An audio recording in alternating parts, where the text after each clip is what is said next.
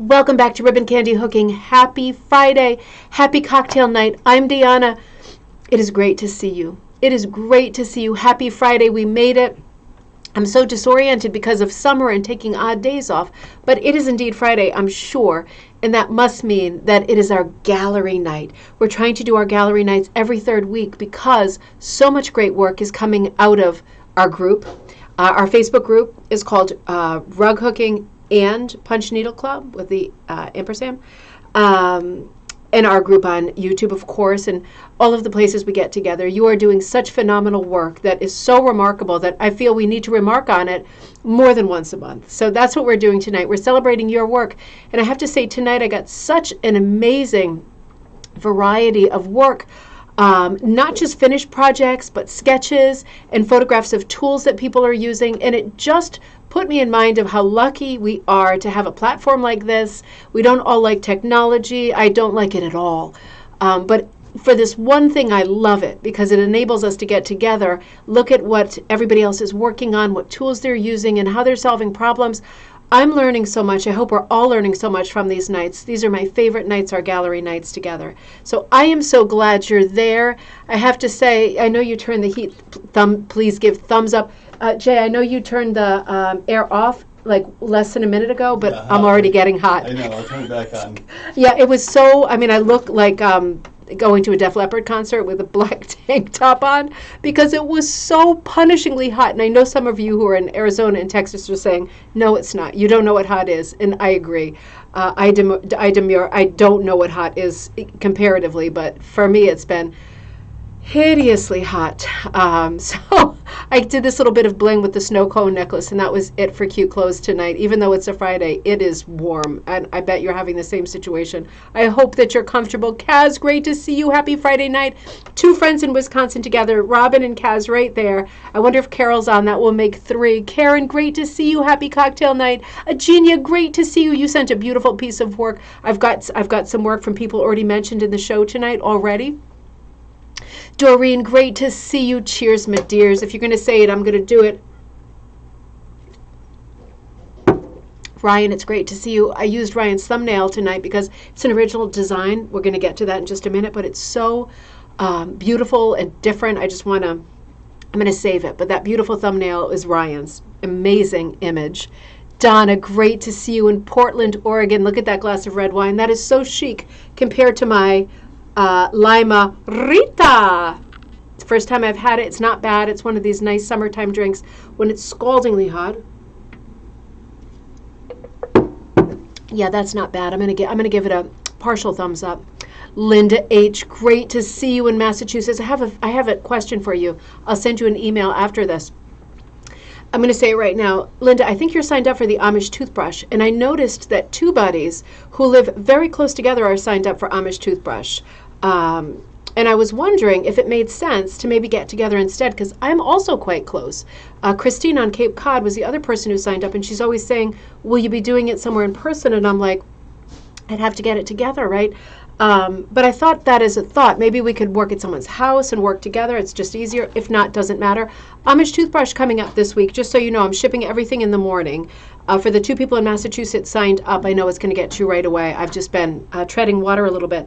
Let me just give you a quick rundown of what's coming up. Trying to get organized here. This coming Sunday, I'm in Madison, Connecticut to do the CAT, the sort of beginning rug hooking techniques. It's directional hooking, doing the 1985 CAT that we've seen quite a few times, but I'm teaching that in person. So that's coming up this coming Sunday in Madison, Connecticut. This coming Thursday is the first Zoom where we do the Amish Toothbrush, completely different rug technique done from true rags, ripped up cotton. I have the link to that on our description of the video tonight because that is still available. I can still send that out. If I send it out tomorrow, you'll get it in time, unless you're in Canada or Europe, right? There's two people signed on from Europe, which I thought was so cool because Amish Toothbrush, as with many rug styles, is not a known thing and historically part of like the collection of rug techniques that is known in Europe. So it's a little bit outside on the fringe, and I thought how interesting that it's going to make its way there in at least two different places. Amish Toothbrush again on this coming Saturday, late in the afternoon, 1 to 3, I think. And then Sunday the 21st, I was wondering if anyone was going to the Banana Split Social at Whispering Hill in Woodstock, Connecticut. It's a hook-in. I wonder if anybody from our group's going, because I'm kind of on the fence. I'm signed up and I'm kind of on the fence, and I'll give my spot up if I need to. But I was thinking it'd be a fun thing. Sauter Village is in that week in between, and that's why I'm hesitating, because it's a lot of travel for me. September 11th, I'm starting a Hooking with Yarn class, so I rescheduled that because it was very low sign up. I know August is a tough month. I don't know what I was thinking. So the dates for Hooking with Yarn with me on Zoom are September 11th and September 14th. And then Madison, Connecticut, where I try to teach once a month, is already asked me to commit to doing another sugar skulls, the rug hooking the sugar skulls. If you remember from last Halloween, I'll be there in person doing that on October 8th. So there's a bunch of things coming up. There's more than that, but that's like in a nutshell what's going on. Linda, just looking at your name reminded me of all the things that are coming up. Wendy, great to see you. What a piece you sent in for tonight. Absolutely beautiful. You're getting some much needed rain. I hope it's coming our way too. Diane, it's great to see you. Diane from the Velvet Hook is on. So if you have any questions in the sidebar about hooking with stretched velvet, she is the person to ask, certainly. Dave, great to see you. Thank you for the report. I didn't have to ask tonight. I always need to know, because you are always really celebrating our nights with something wonderful. And tonight it is cider and chicken drumsticks. Are you kidding me? That sounds fantastic. We eat the same kinds of food, that's for sure. Cheers, my dears. Cat's Gallery, cheers, my dears. Great to see you. Sunny California. I bet you're hot there, too. Probably air-conditioned. Cindy, great to see you in Colorado. Welcome back. And Ryan, our other friend Ryan, we've got two Ryans on tonight, which I thought was particularly interesting when we were running the Rhea Rug episode. I'm still not quite sure which one I'm going to go with. We'll do one or the other, or we'll do both, right? And then it won't be a thing. Kay, it's great to see you, and Linda Ann. Lynn, great to see you. Whitney, lots of buddies on tonight. Teresa, great to see you. Nancy, I think I have a piece of yours in the show. Ann, great to see you in New Brunswick. Nancy, another beautiful piece. There's a lot of beautiful pieces tonight. Joy, cheers, my dears, from Florida. I hope Courtney's doing well, too. It's great to see everybody, and happy Friday. I need background music when I take a sip. So you know what? Let's start the show. Let's get some traction. Lisa, great to see you. Pennsylvania. Let's get some traction, and I'll stop here and there because I have some other things to tell you, but they're not like on the front burner by any means. So why don't we get going, because it really is a great episode tonight, and I'm wondering timing-wise how we're going to do, because I got some beautiful examples of some really extraordinary work. So I'm going to say let's switch screens now. And let's see what we got here. So we're going to do our slideshow, and I think it's all well under control. And you let me know if there's any technical difficulties, right? Linda, this piece, this geometric, is just extraordinary. Now, you know, we looked at some geometrics like this when we were talking about, when we did our segment a couple of months back on the Tivaevae. Remember the like Cook Islands rugs from the South Pacific? This has the feel of a Tivaevae for me. This is just beautiful, Linda. So this is the geometric, and this is an Emalu Lay, L-A-I-S pattern called Tulip Cross. And at this point you are about to bind it. You know, I just love the look of this, because it does have, for me, that Tivaevae look, that kind of Cook Islands look, even like Hawaiian quilt look for you quilters out there. But you know what I really love about this piece? Number one, that Linda did it. Number two, the colors are so unexpected. I love this kind of a color palette. It really digs in, doesn't it? It's very spicy. You've got the kind of honey-colored tulips, but then those sort of pistachio and evergreen ferns and dividers. Beautiful indigo blue. April, great to see you. Beautiful indigo blue frame, and the red is what really gets me. It really digs in. It's that deep blood red. It's so earthy. I just love it against that kind of brown ochre background. And I see like a little bit of marble cake action going on in the background, some swirly swirls mixing out the background. It's just got such, earthy is the best word I can think. I love them too, Robin. I just love the colors, because when I see patterns like this, I expect to see them in the sort of Hawaiian colors, the Hawaii or the kawaii colors, this real cutesy pastel palette. This is so far from that. It's so different. And yet these are all not, none of them are primaries, right? The blue is the closest, but for me it's going more toward indigo denim. All of them are off primary. So we've got yellow, green, red, blue represented, but none of them are spot on primary. It's just so different. Karen, isn't it beautiful? I mean, it's just something about it, right? And I love the balance of the kind of fern, that cross in the middle, kind of shaggy fern. I love the contrast of that with those super structural stems on those tulips. It really creates a lot of tension and beauty. The frailness of the tulips really stands out, and then that kind of shaggy fern shape is repeated on the four corners. It really is a gorgeous piece, Linda. You just killed it with this piece. It's just beautiful. Linda also sent this piece, another stunning one. I missed putting these into the last show. I'm so sorry about that. Kids in Bed. I'm cueing myself in the sidebar here. A pattern from Cushing called To All a Good Night, based on the artwork of Paige Koosed, Koosed. This is so sweet, and I like the H, right, for your last name on the headboard. Isn't that amazing? It's just so sweet. The kids together in the bed. It has that nice old-fashioned feel, doesn't it? And the stockings hanging off their toes is a funny joke. It's always good to get a little bit of humor into a rug piece, right? It sort of brings everything down to like a human level, right? It's so sweet. The red spotted bed cover, the alternating diagonals or horizontal stripies on the pillows. It's just so cool. Even the headboard, the way that the headboard is hooked up is so pretty. I love the repetition of the red H with the bedspread, with the stripes and the pillows. It brings your eye right down. And all those little bodies under the covers, super, super sweet. I'm also loving the vibrant colors. Really, really charming. I've never seen this pattern before now, but I have to say, Linda, I love what you've done with the pillows. I love the contrast of the very geometric striped pillows against the polka dot bedspread, against the blue and light blue sort of bars on the bottom of the bed, right? There's like, that's either ticking or something on the mattress, and then right down to the floor you've got more stripes. There's a lot of patterning, and all of this patterning stands really well, stands up, right, with a lot of integrity, because the background is black and simple. It evokes nighttime, suspense, anticipation. It really is a great piece. If I saw the pattern, I don't think it would matter whether I saw it or not, because I love the way that you've hooked it. Even the movement in that red bedspread, there's so much movement there, isn't there? I mean, they are dead out, right? They are sleepyheads at this point because there's no sort of rustling, but you can see there's even detail on that red coverlet. It is just puffy and comfy, and it's a whole story at a glance.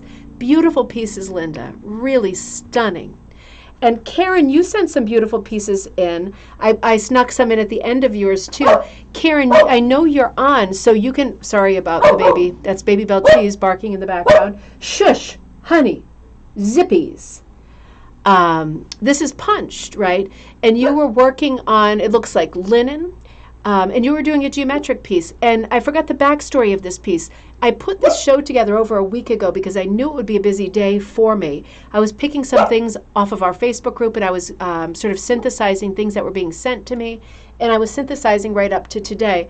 And I have to say, as always, if I don't have your piece in it tonight, I'm sure it's my fault because I'm always scattered and rushed, right? So if you're not seeing your piece tonight, it's not because I don't want it in and I don't love your work.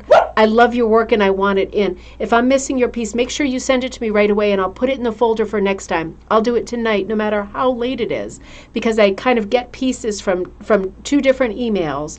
And sometimes they come through the blog, sometimes they come through one of my two Facebooks, sometimes they come through Gmail, sometimes they come through personal chat. So it can be tricky. Sometimes they even come on the phone. So I try to synthesize them from all different places. If you're not seeing yours tonight, make sure you let me know. I want it, okay? Absolutely beautiful, Karen. So let us know anything extra that you can about that. You were working on this as a punch project. Oh, Anita, great to see you. Lori, great to see you. I love those stockings too. They were so funny. I had a closer up one of this one too of Karen's. This is the right side. So at this point it's flipped, right? Because we were looking at the back, and I know that you know, if you're a beginner, I'll just say it one more time. We'll say it as many times as we want, right? When you're punching, you're always punching from the back. So as a puncher, you're going backwards to front, and that punch needle is pushing the loops through to the front side. Which means that you are looking at the back of your piece always. Sorry, I'm rifling through a draw here as we speak. You're always looking at the back of your piece, which in some regards is nice, right? Because it always looks nice and tidy in the back. Sometimes people are a bit disappointed when they flip it over because it needs a bit of manicuring, a bit of bonsai tree action, trimming it down a little bit, making it a little bit more perfect. But Karen's looks pretty perfect, I have to say, on the front. So when she flips it over, we see this side, but we no longer see the design of the lines. That I think, Karen, did you draw that yourself on there? We no longer see the lines because this is the right side, right? So punch is almost the opposite of what rug hooking is, pulling loops up, right? Right to your face, the right side up. Punching is punching it down, and you're not seeing the right side. Karen says, our family makes paper snowflakes every year for our tree. He did this a few years ago. Oh, the design is based off a cut snowflake designed by my husband. That is so sweet. And Karen, did you finish working on this yet, or is this? I know you have about 20 projects going at one time, as you should. So you're almost done with it now. We'll look at the rest of it on the next gallery night for sure, right? Absolutely beautiful. Nancy, what a beautiful piece. A Pearl McGowan design. Cruel fire screen. This is a large piece, 31 3/4 by 35 3/4, hooked to number 3, 4, and 6 cuts of my worms for my abundant supply. I bet, you know, you got such great detail in this. I do love these. This is my favorite kind. Well, it's hard to say favorite because I also love Pearl McGowan's geometrics, but I really love her Jacobian's crewel work type designs.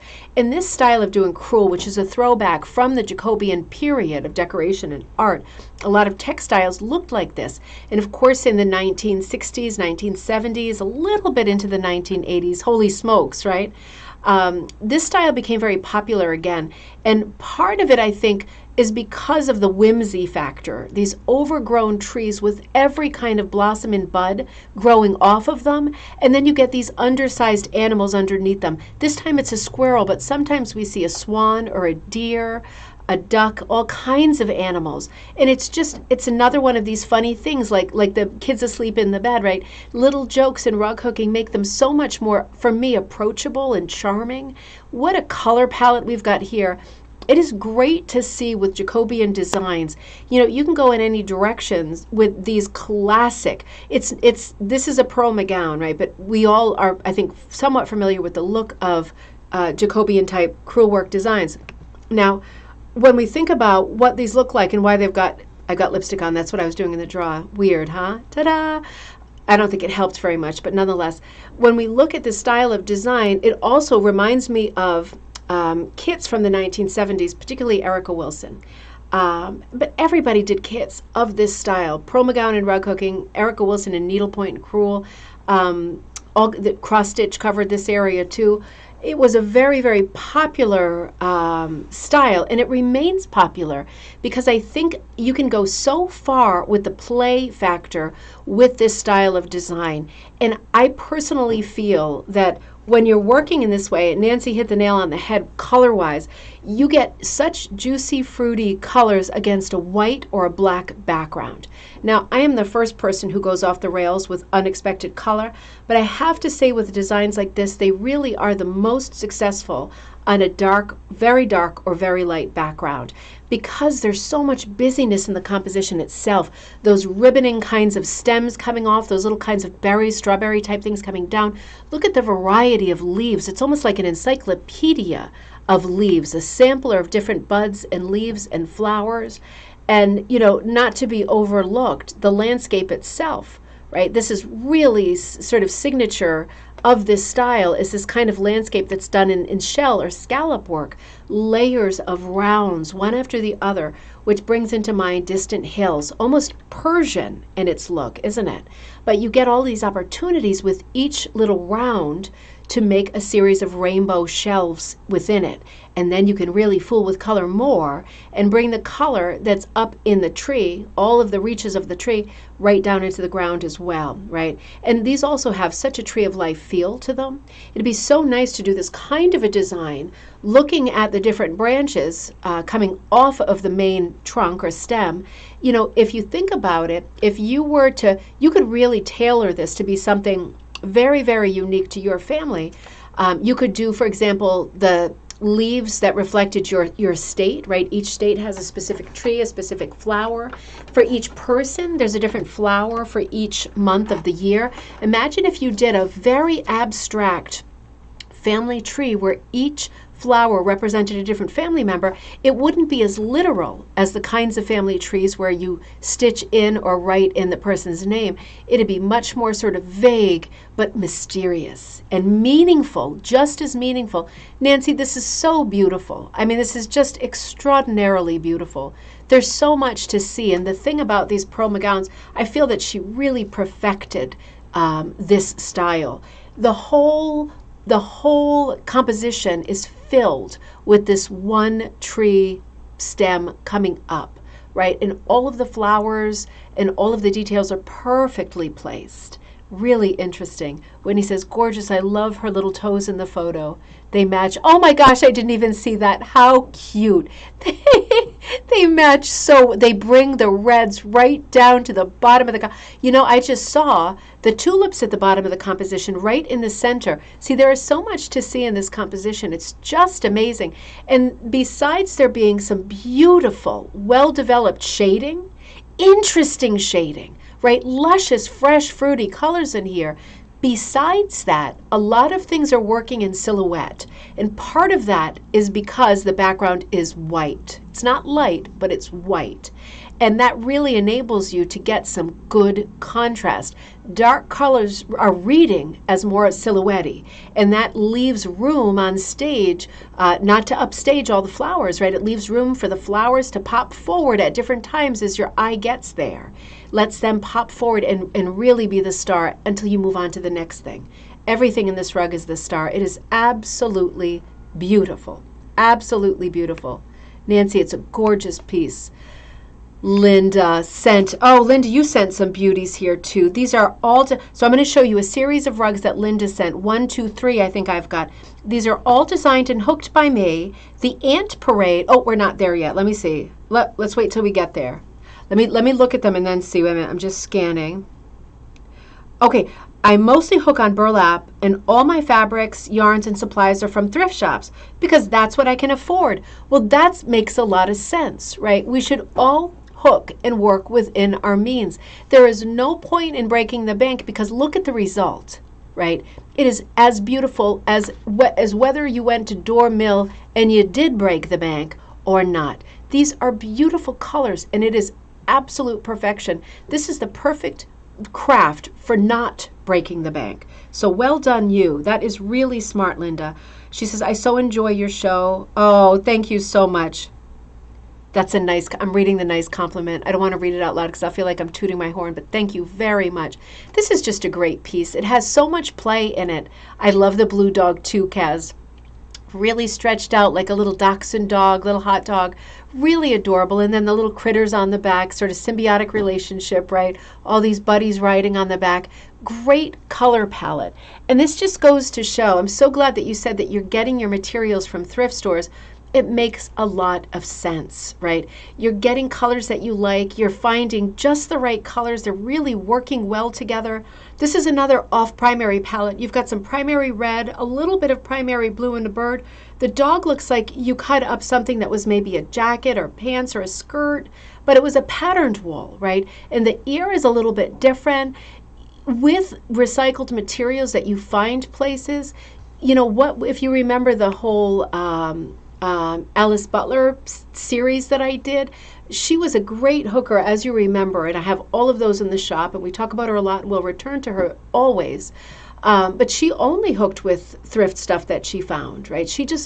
She liked the idea of it. She liked the idea of being an early recycler. She was super conscious and green, for a mid-century person living out in California. Not lots of wools there, but she still made it her business to collect wool at stores. And for all of the success stories that I hear about people doing this, right, this is the original way to hook.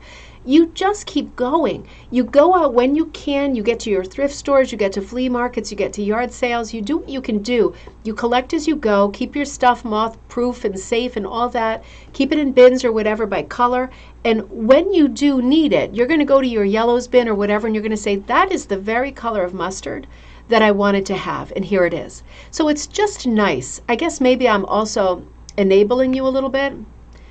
And feel free to do it likewise, right? I always need a good bit of enabling.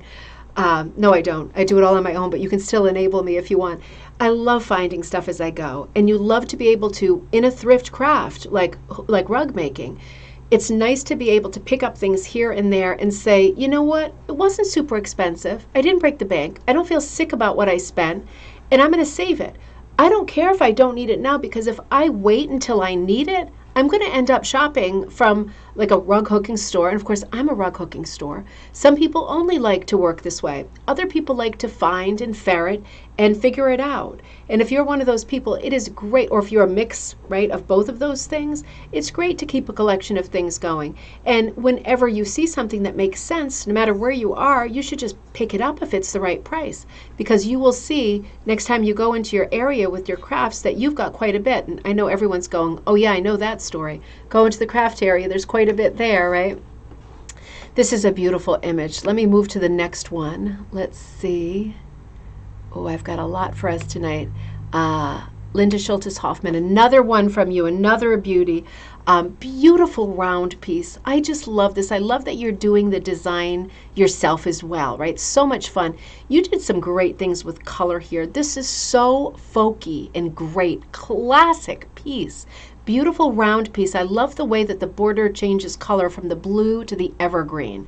I love the grass color, right? That minty color with some fresh spearmint shoots and those beautiful flowers that are kind of white and peachy. Beautiful horse in the center, right? He's kind of clunking around in the middle looking toward us, very friendly, very welcoming.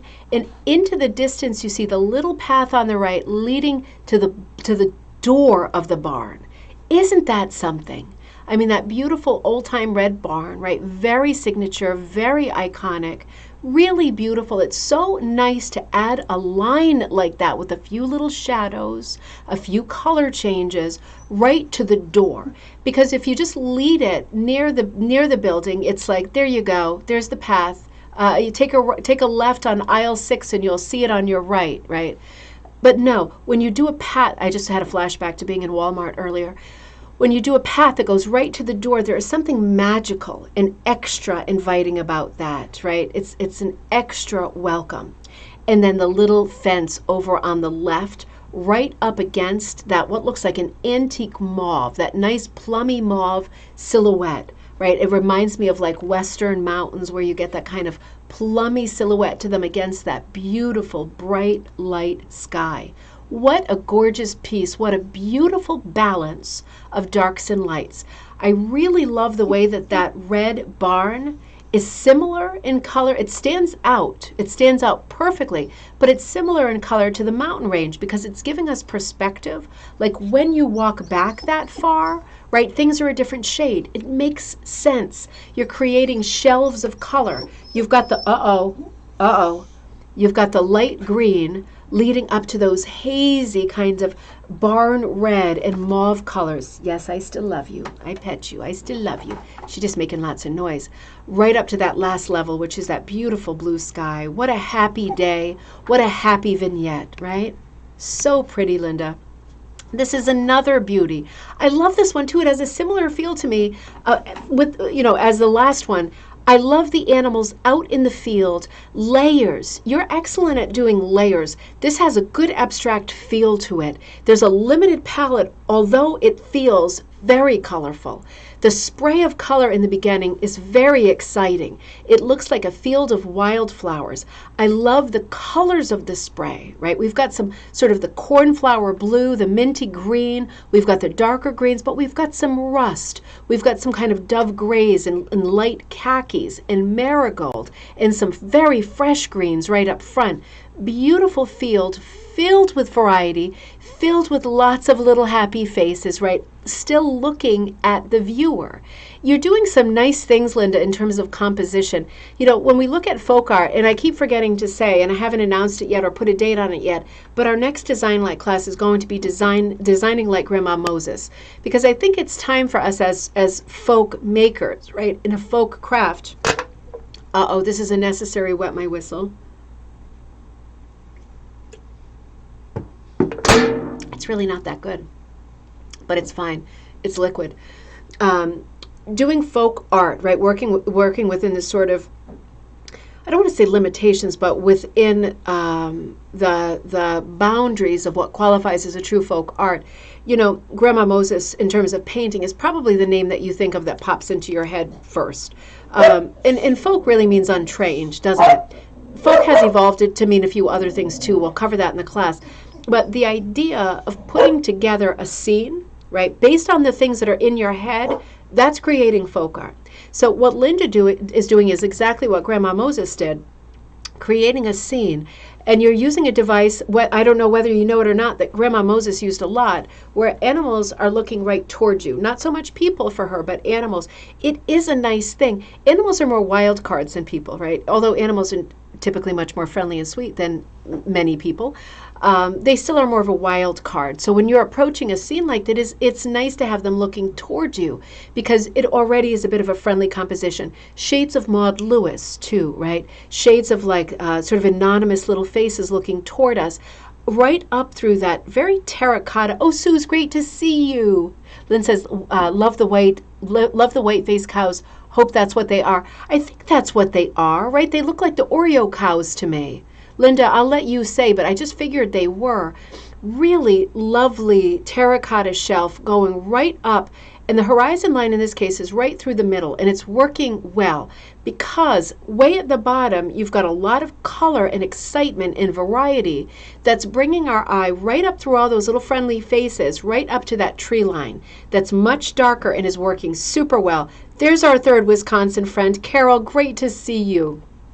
Working right up through that ledge of dark pine green, and over on the right, little pop of purpley blue, little pop of aubergine. So interesting, right? And then there's two things sticking up. One of them on the left looks like, for me, a cloud, or it could be a mountain. On the right, same thing. Could be a cloud, could be a mountain. I was thinking like, what's that place called in North Dakota? Devil something, you know, Close Encounters, the movie with the big white thing rising up.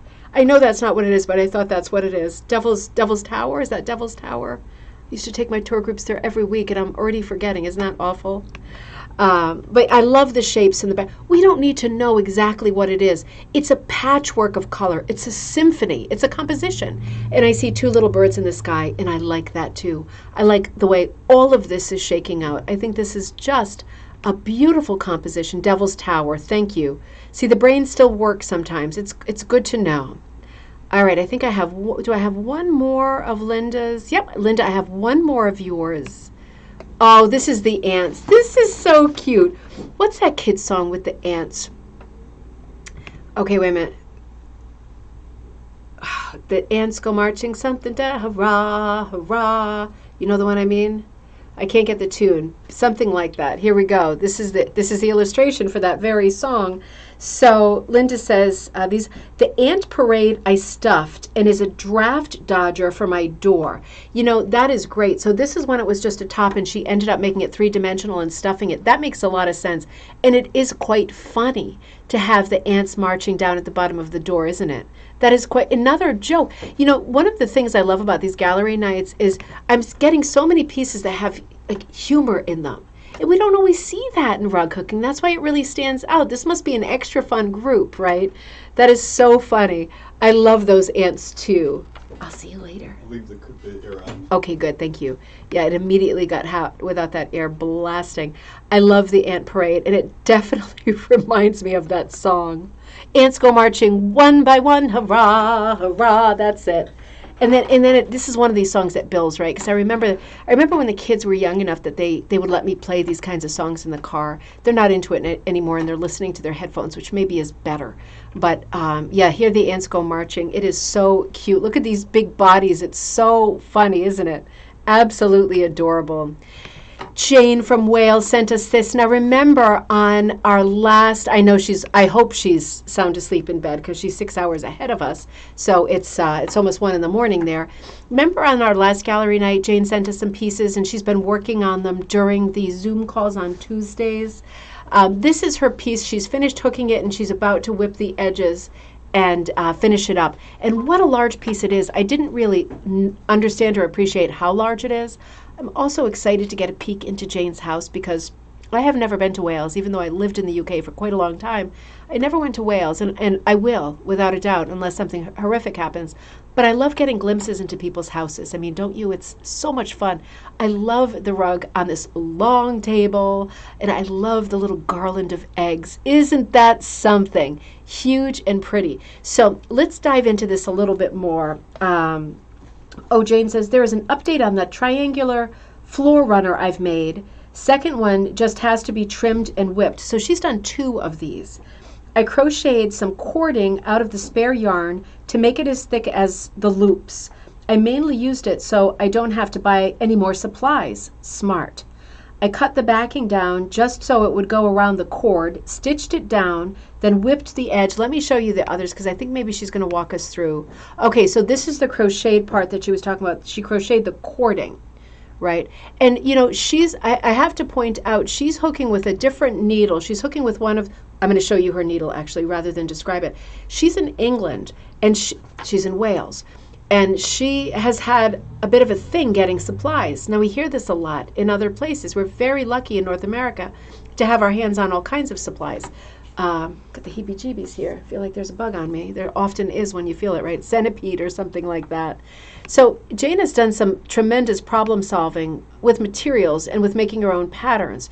So she's been watching videos like crazy on the Ribbon Candy Hooking channel. I appreciate that. I love that she's binge watching. I know a lot of you binge watch these, there's like hundreds of videos up there at this point. She has figured a lot of things out, and that really is the thing, isn't it? Every time I hear that somebody watched one of my videos and figured something out by watching it, I feel so happy and proud that I took the time to make the video, because that's what it's about, right? I mean, that's what it's for, is for you to figure it out and go forward rather than being stumped and flummoxed and frustrated, right? And hitting these big speed bumps. The rug is amazing, as well as the wide plank floor is so true. Oh my God, Suze, their houses are just crazy over there. More of it upstairs. So she's actually done 2 of these. So you can see she's whipped the edges on this one already. I think I have more pictures of her tools. You can see how she whipped, like she's saying, with the leftover yarn. Is it, Dave? I'm dying to get over there. There's a few parts. I have never been to Wales and I've never been to Cornwall. Those are like the 2 areas of the UK that I have not been to. It all deserves a visit, even places I've been before. Are they single ply yarns, beautiful colors? No, I don't think they're single ply. I think she's using quite bulky yarns. Let me see what we can see, Kaz, because I think she's going to bring us in even closer. Oh, there's the other one. So one of them is in the hall, one of them is in what looks like the kitchen. Isn't that charming? You getting an eyeful there too? I'm looking at the decorating and all the bits and pieces. That's very inviting, isn't it? Walking right in there and opening up some drawers, checking things out. Let's have a spot of tea, Jane. One of these days we will. I know we will. So she says that she did the crocheted cord. I mainly used it so I didn't have to buy more supplies. I cut the backing down just so it would go around the cord. So she's saying she didn't have a big flippity-floppity backing, right? She trimmed it down so it was a sensible perimeter width just to wrap around the cord, and that's all. Stitched it down, then whipped the edge, alternating the colors to make the triangles as I went. And we did notice that. You can see on the edges that she is repeating the yarn colors that are in the immediate triangle, right? She used a punch for these 2 rugs. Yes, she did. She did use a punch. Oh, Linda Ann, you're always on the calls with her. Yeah, I'm going to show you the punch that she uses because she's so clever with that too. She said, I was pretty pleased with my very first rug making adventure. She said, I used, and here we go, a Lavor, Lavor, adjustable punch needle. It wasn't comfortable in my hand after a while, so I adjusted the shape of it by using a self-adhesive bandage, like they use on dogs. Now, we use these here too. I'm going to say that this Lavor needle, right, this is what's readily available where she is. These work great, right? Anything like this works great, but I can see it does look like a hard wood. It is nice that it's adjustable. We do have things like this in the US too, right? These are very available. I love Amy Oxford, and I love the Oxford punch, but it is on the higher side. And for anybody who doesn't want to spend that when they're first taking a foray into punching, there are all kinds of needle designs that are available out there. It is not one or the other. I sell one worsted weight. Everybody likes different ones, right? Everybody likes different ones in their hands. So Jane's saying, I like this one. But it wasn't comfortable after a while. And man, do I have a callus on my finger? Do you all have the eternal finger callus, like right here? I mean, it's just, I guess it's always going to be there. It's just part of who I am at this point. So she took out some gauze, which is very smart. When I'm teaching, I always bring gauze if we're doing punching. And I actually give a little wheel of gauze to each person for laters, either to adapt their punch, or if they're working with a hoop, and I always bring hoops to beginners classes, or to wrap around the bottom hoop to make the hoop fit tighter, right? With inexpensive hoops, you can make them fit a lot tighter by wrapping this gauze. So she wraps this gauze right around. She cuts a little piece off, right? And she's showing you this. When he says, I binge watch ribbon candy hooking videos all the time. Oh, that makes me so happy. I never watch them because I know I would hate them. The dog watches them in the other room, and I cannot stand the sound of my voice or the way I look or anything that I'm saying. I just nauseate myself, but thank you. I'm hoping they're helpful. You can see how she's trimming off a little sliver of this. She's really got an idea of how much she needs, right? And I'm just going to add that this gauze is the self-adhesive gauze that sticks to itself, but is not like a sticker. Do you know what I mean? It sticks just to itself, and it sticks really well to itself. So you can see here, she's got that little sliver that she cut off, and she's putting it around the part of the punch that was causing grief and aggravation, right? So she solved this problem as easily as that. I mean, isn't that fantastic? Figuring out a problem and solving it, that is the story. I put this picture in here because these are the gauzes that I buy. Amazon, and I know not everybody likes Amazon, and I understand why, has tons of gauzes, and they actually have some that are like a third as thick as this. These aren't the exact ones I get. I get ones that are about as thick as Scotch tape, and they come in all like colors like this and about 50 more colors.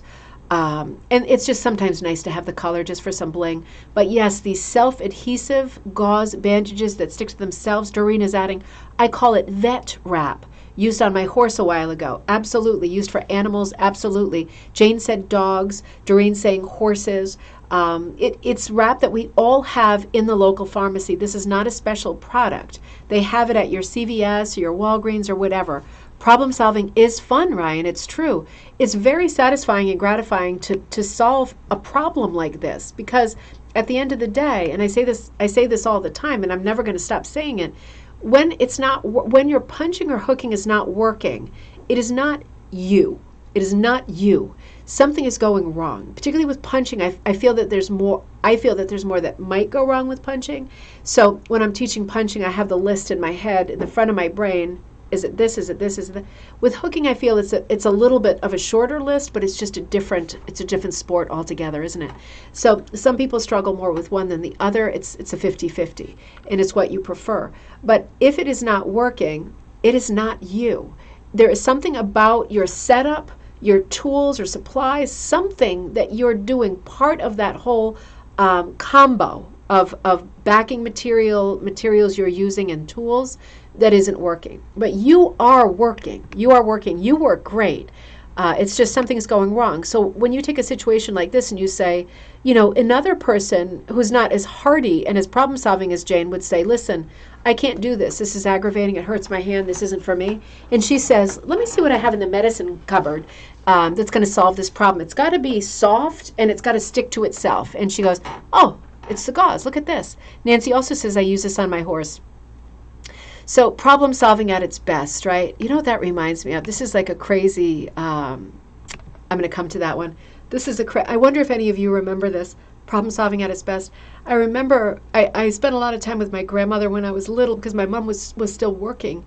And she dropped me off at my grandmother's house in Rhode Island. And we fooled around, you know, I looked at our work basket magazines and I sat on the floor separating colors of buttons for years. And it was super fun. We go out to the garden and pick the tomatoes or whatever was there and wait for Joe to bring the malarkey and all of that old-time stuff, right? But one of the things that she had in the house was a product called Man or Beast. Have I said this before? Do you know this stuff?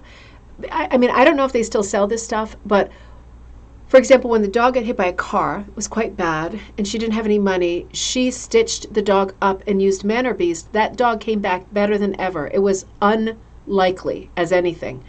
If I hurt myself, she would use Man or Beast on my face, on my armpits, on my body, on my hair, anywhere.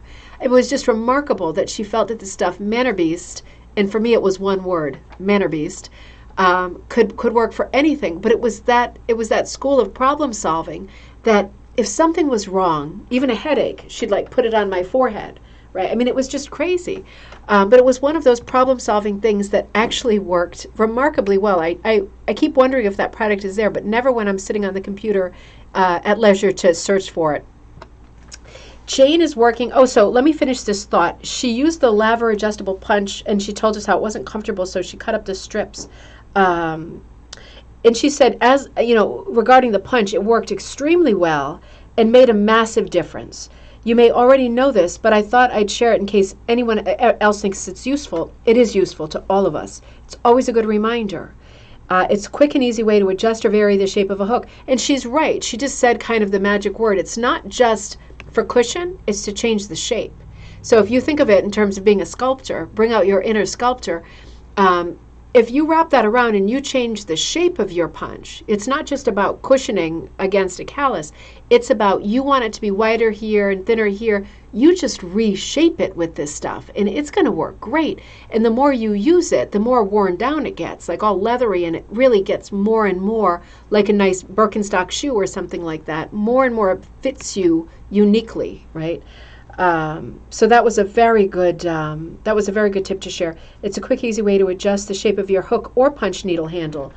Due to the texture of the bandage, it has a lot of grip on it, which helps me with my hand issues. She's got issues with her hand, and this is really, really the solution. And it helps it stay in place if a little tension is used when applying it. The only problem I have found is that when the weather hits the mid-30s Celsius, which is upper 90s for us, it becomes a bit too sticky.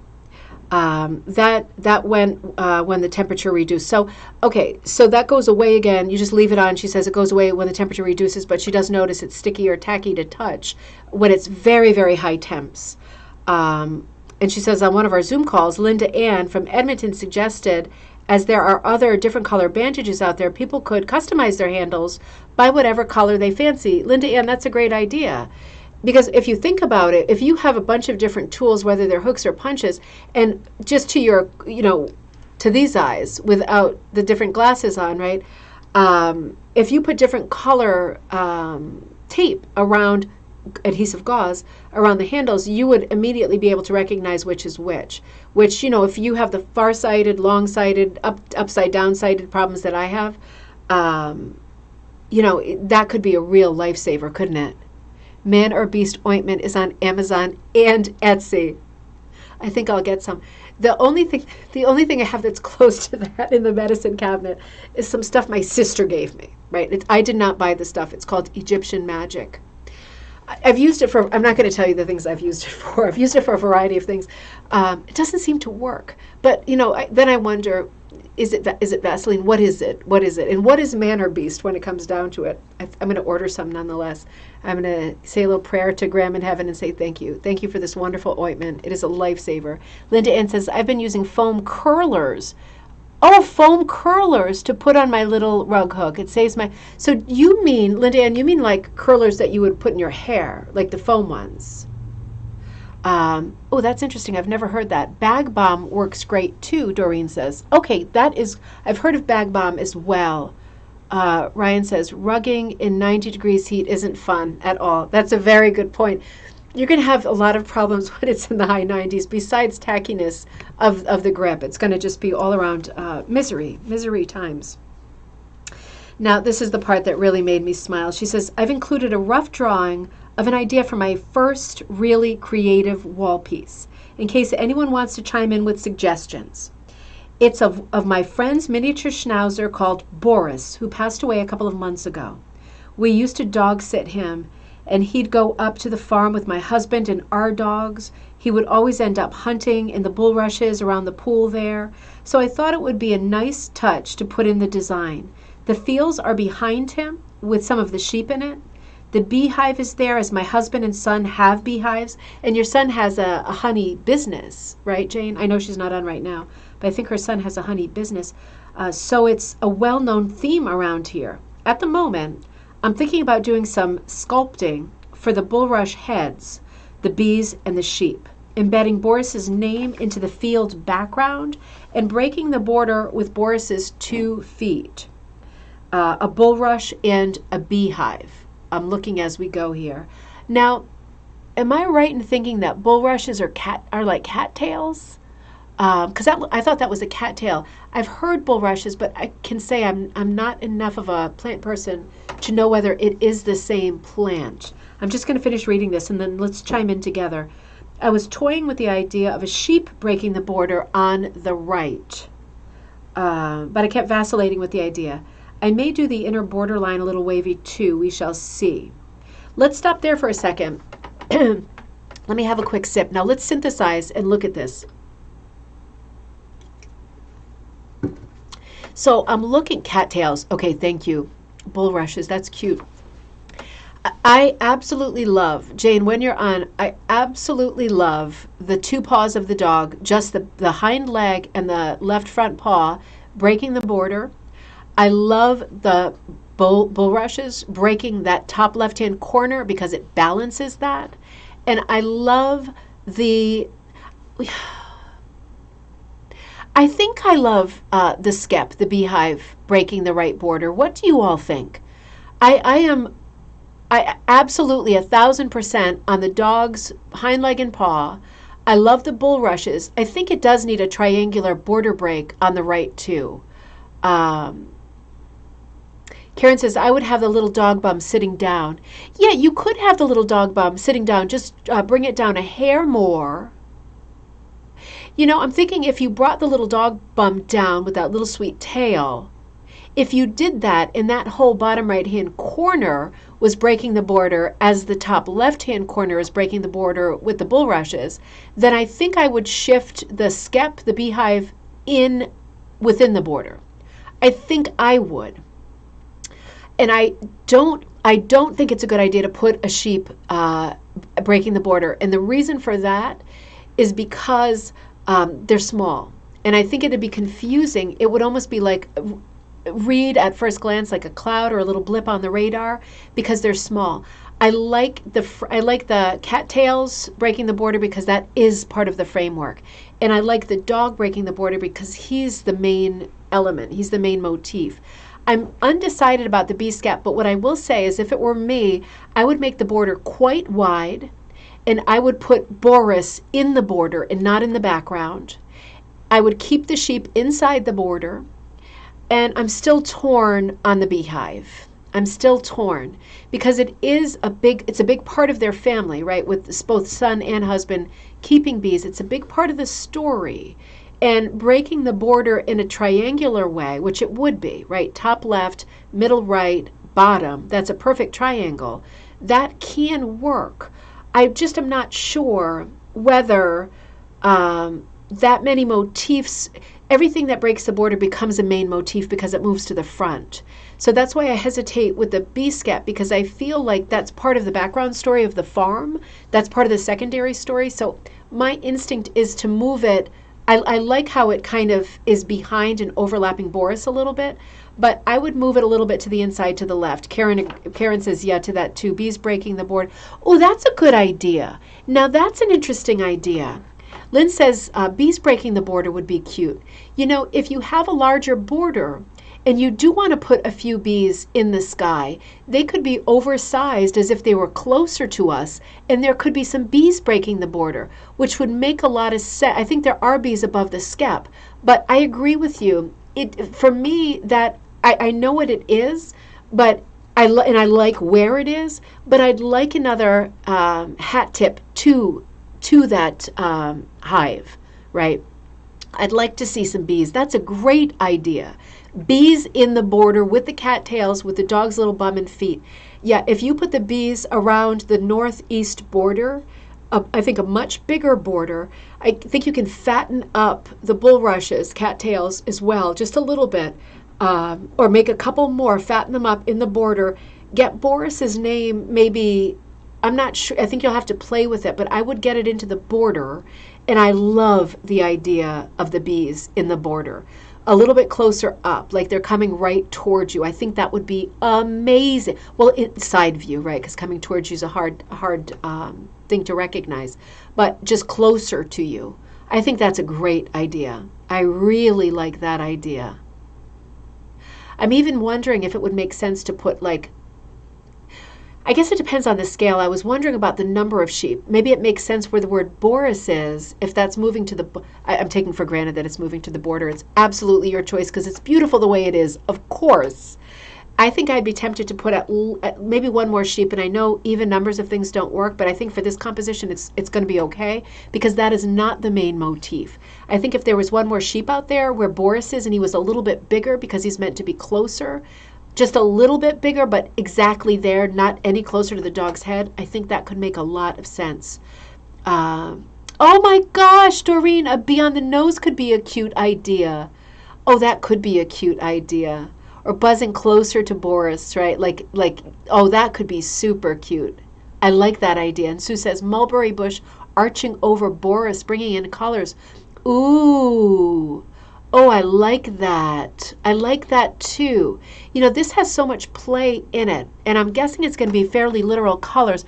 I'm going to be coloring this for you, Jade, and I'm going to send some material over. She's going to use a lot of her yarns, but I said, I talked her into hooking this piece because she likes to punch, right? But I said, you know, if you were going to work the Boris part with like patterned wool, like plaid, like brown plaids and stuff, it could look so much more scruffy than if you were just using solid yarn. And she agreed that that would be a good thing to try at least. So I think that she's going to punch everything but Boris, and I'm going to be sending her over a nice mix of different browns for patterning, because you know how schnauzers have that really thick, wiry hair, coarse look to them, and he could look really like a little scruff as they do. With those colors being like, you know, mixed wool, patterned wool. So I think what I see for this is it being easy for me to say, right? It's not my piece, but I see it as being nice, tidy, neat spring colors in the background, a bit of a scruffy dog and patterned wool. And I do like the idea of mulberry or a nice purple in there. I'm seeing like a lot of greens in the background. It would be nice to get like a nice sort of purple or periwinkle in there. This is going to be interesting. It's going to be fun to see this evolve. And Jane works so quickly that we probably will see it evolve. I think we will see quite a bit of it by our next gallery night. Jane, I'm going to get that out to you in the next couple of days for sure. Now, okay, so I wanted to look at some supplies. Diane is on with us. I think she's on with us from the Velvet Hook. So Diane dyes velvet, and it's stretch velvet. And I talk about this velvet a lot because I hook with it a lot. Oh, God, I wish I had the piece I'm working on right now. What a ding-dong I am. I'm working on a piece, Diane, that's all velvet. But this is what the velvet looks like. And Diane gives it the most exquisite names like nori roll, right? Making me super hungry. Beautiful mixes of colors that hook. I love the way stretch velvet hooks. For example, this is nori roll, I think, right, Diane? This is how it hooks. You can see how not only is there a lot of luster, right? The shading is really, really watercolor, artistic, bohemian. These big fat loops are gorgeous and lush. It is a different look than hooking with any other material. And I always cut, and I know I'm supposed to use the rotary cutter, and sometimes I do when I feel like standing, but I'm often sitting and I cut with my scissors over the trash, or if I'm outside, I cut a whole bunch of strips. I cut quite wide. Yes, I think so, Kaz. The nori rolls is like something like that, right? But so pretty. It has such a soft feel to it. You know, for me, the velvet has such an antique feel to it. I just love the way that it looks. Moldy ramen. Oh, like in the packet. You know, and the velvet also braids really well, because Diane is also a great braider, right? She's got a braiding site, and she's a contributor to one of the big books on braiding, hooking and braiding. So she braids things like this that are rounded, right? That could be either hats or bowls. And you can see how beautifully the material handles, right? It has a luster, it has a glow. It really handles well. Linda Ann says, Diane has been posting some super pretty colors the last few days. Perfect for the fall season coming up. I just got my first order of velvet this week from Diane. I'm excited to try it. Funny, Ryan. Lynn says, what a fun piece. So many options. Cass says, beautiful green hat. Absolutely. Oh, and this is a piece that has velvet in it. This is a beautiful example. Diane sent me these images. This is a beautiful example of a great, very simple, very historic looking hit or miss. Kaz loves hooking with velvet too. You know, people either love it or hate it. I love it, right? I think most people love it. It really depends on what look you're going for. This is a wool piece, but you see that X going through the center, the much fatter loops, that's velvet. And it's shining a little bit, and there's a little bit of color change happening. So interesting, right? This is a piece that she hooked up showing how some of her she makes these pieces called cassolettes that are large pieces of the stretch velvet with different color combinations. So sometimes just monochrome, sometimes very solid, sometimes lots of mixy-matchy colors, right? So some of these you can see each circle is its own color, and some of them have a multicolor thing going on. And they just look beautiful when they're hooked up. You know, when you're looking for another material in your pieces that will give a completely different look and feel and texture, this is a good one to think about. This is another one of her hats. Oh, here she is, was my pandemic piece, the big one. Oh, did you do that hit or miss, Diane? That big one with the X running through it. Was that wool most of it, right? Except for the X going through? Am I right on with that? I love this piece too, Diane. I love such beautiful sort of antique colors, right? Antique lacy colors, so lovely. And I love that's I think a shoe buckle in the middle there. You know, I find shoe buckles all the time in singles and thrift stores and flea markets. I never know what to do with them. This is a great thing to do with them. So Diane says, yes, that big X, this one here, is hooked with wool. Oops, wait a minute. But through the cross through the center must be velvet, right? Doreen says, does velvet have fuzzy fibers flying around the nose? Diane, I'm going to let you answer that because I know you're much better at cutting it than I am. I love this piece. That is really charming. Doing a second hit or miss with more velvet. Oh, fantastic. That is so charming. Yeah, you can do so much with it, and it becomes so sculptural too when you're doing something three-dimensional that could read as a bowl or could read as a hat. It just has so much give and is very forgiving. So I really enjoy hooking with velvet. I really do. I'll have to show you my piece soon that I'm doing that is all velvet. It's a very, very large piece. Yeah, I just love it. I love the sheen, right? And it does feel like so old-fashioned to me. In a good way. Sue says the X rug exudes good energy. Absolutely. My buddy Ann, I don't know if you knew I was going to put this in the show. I don't think you did. I'm not sure if she's on in New Hampshire. My buddy.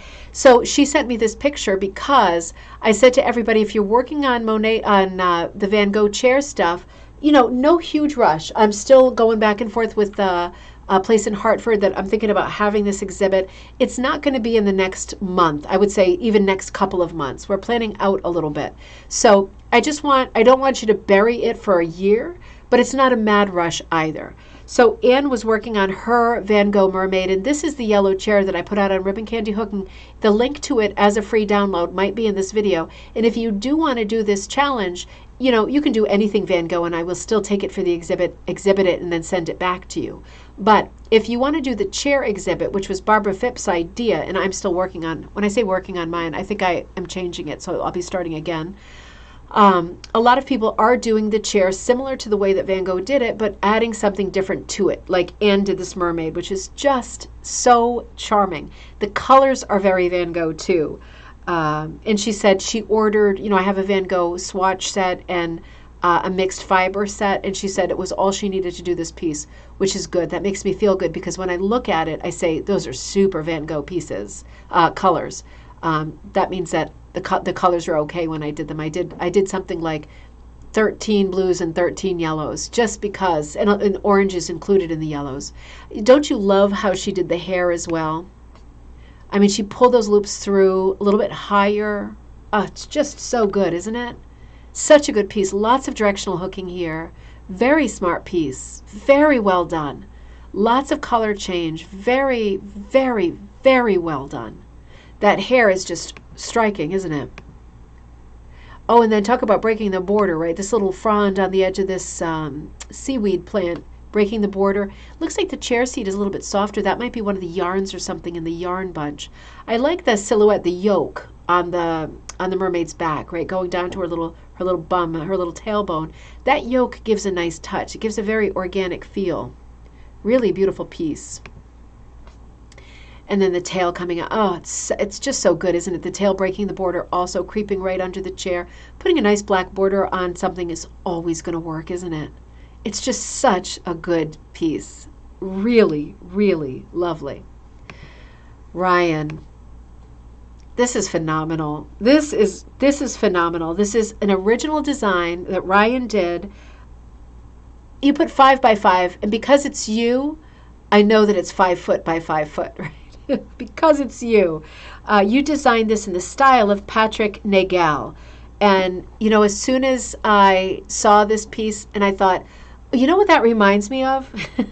The cover of the Duran Duran album, right?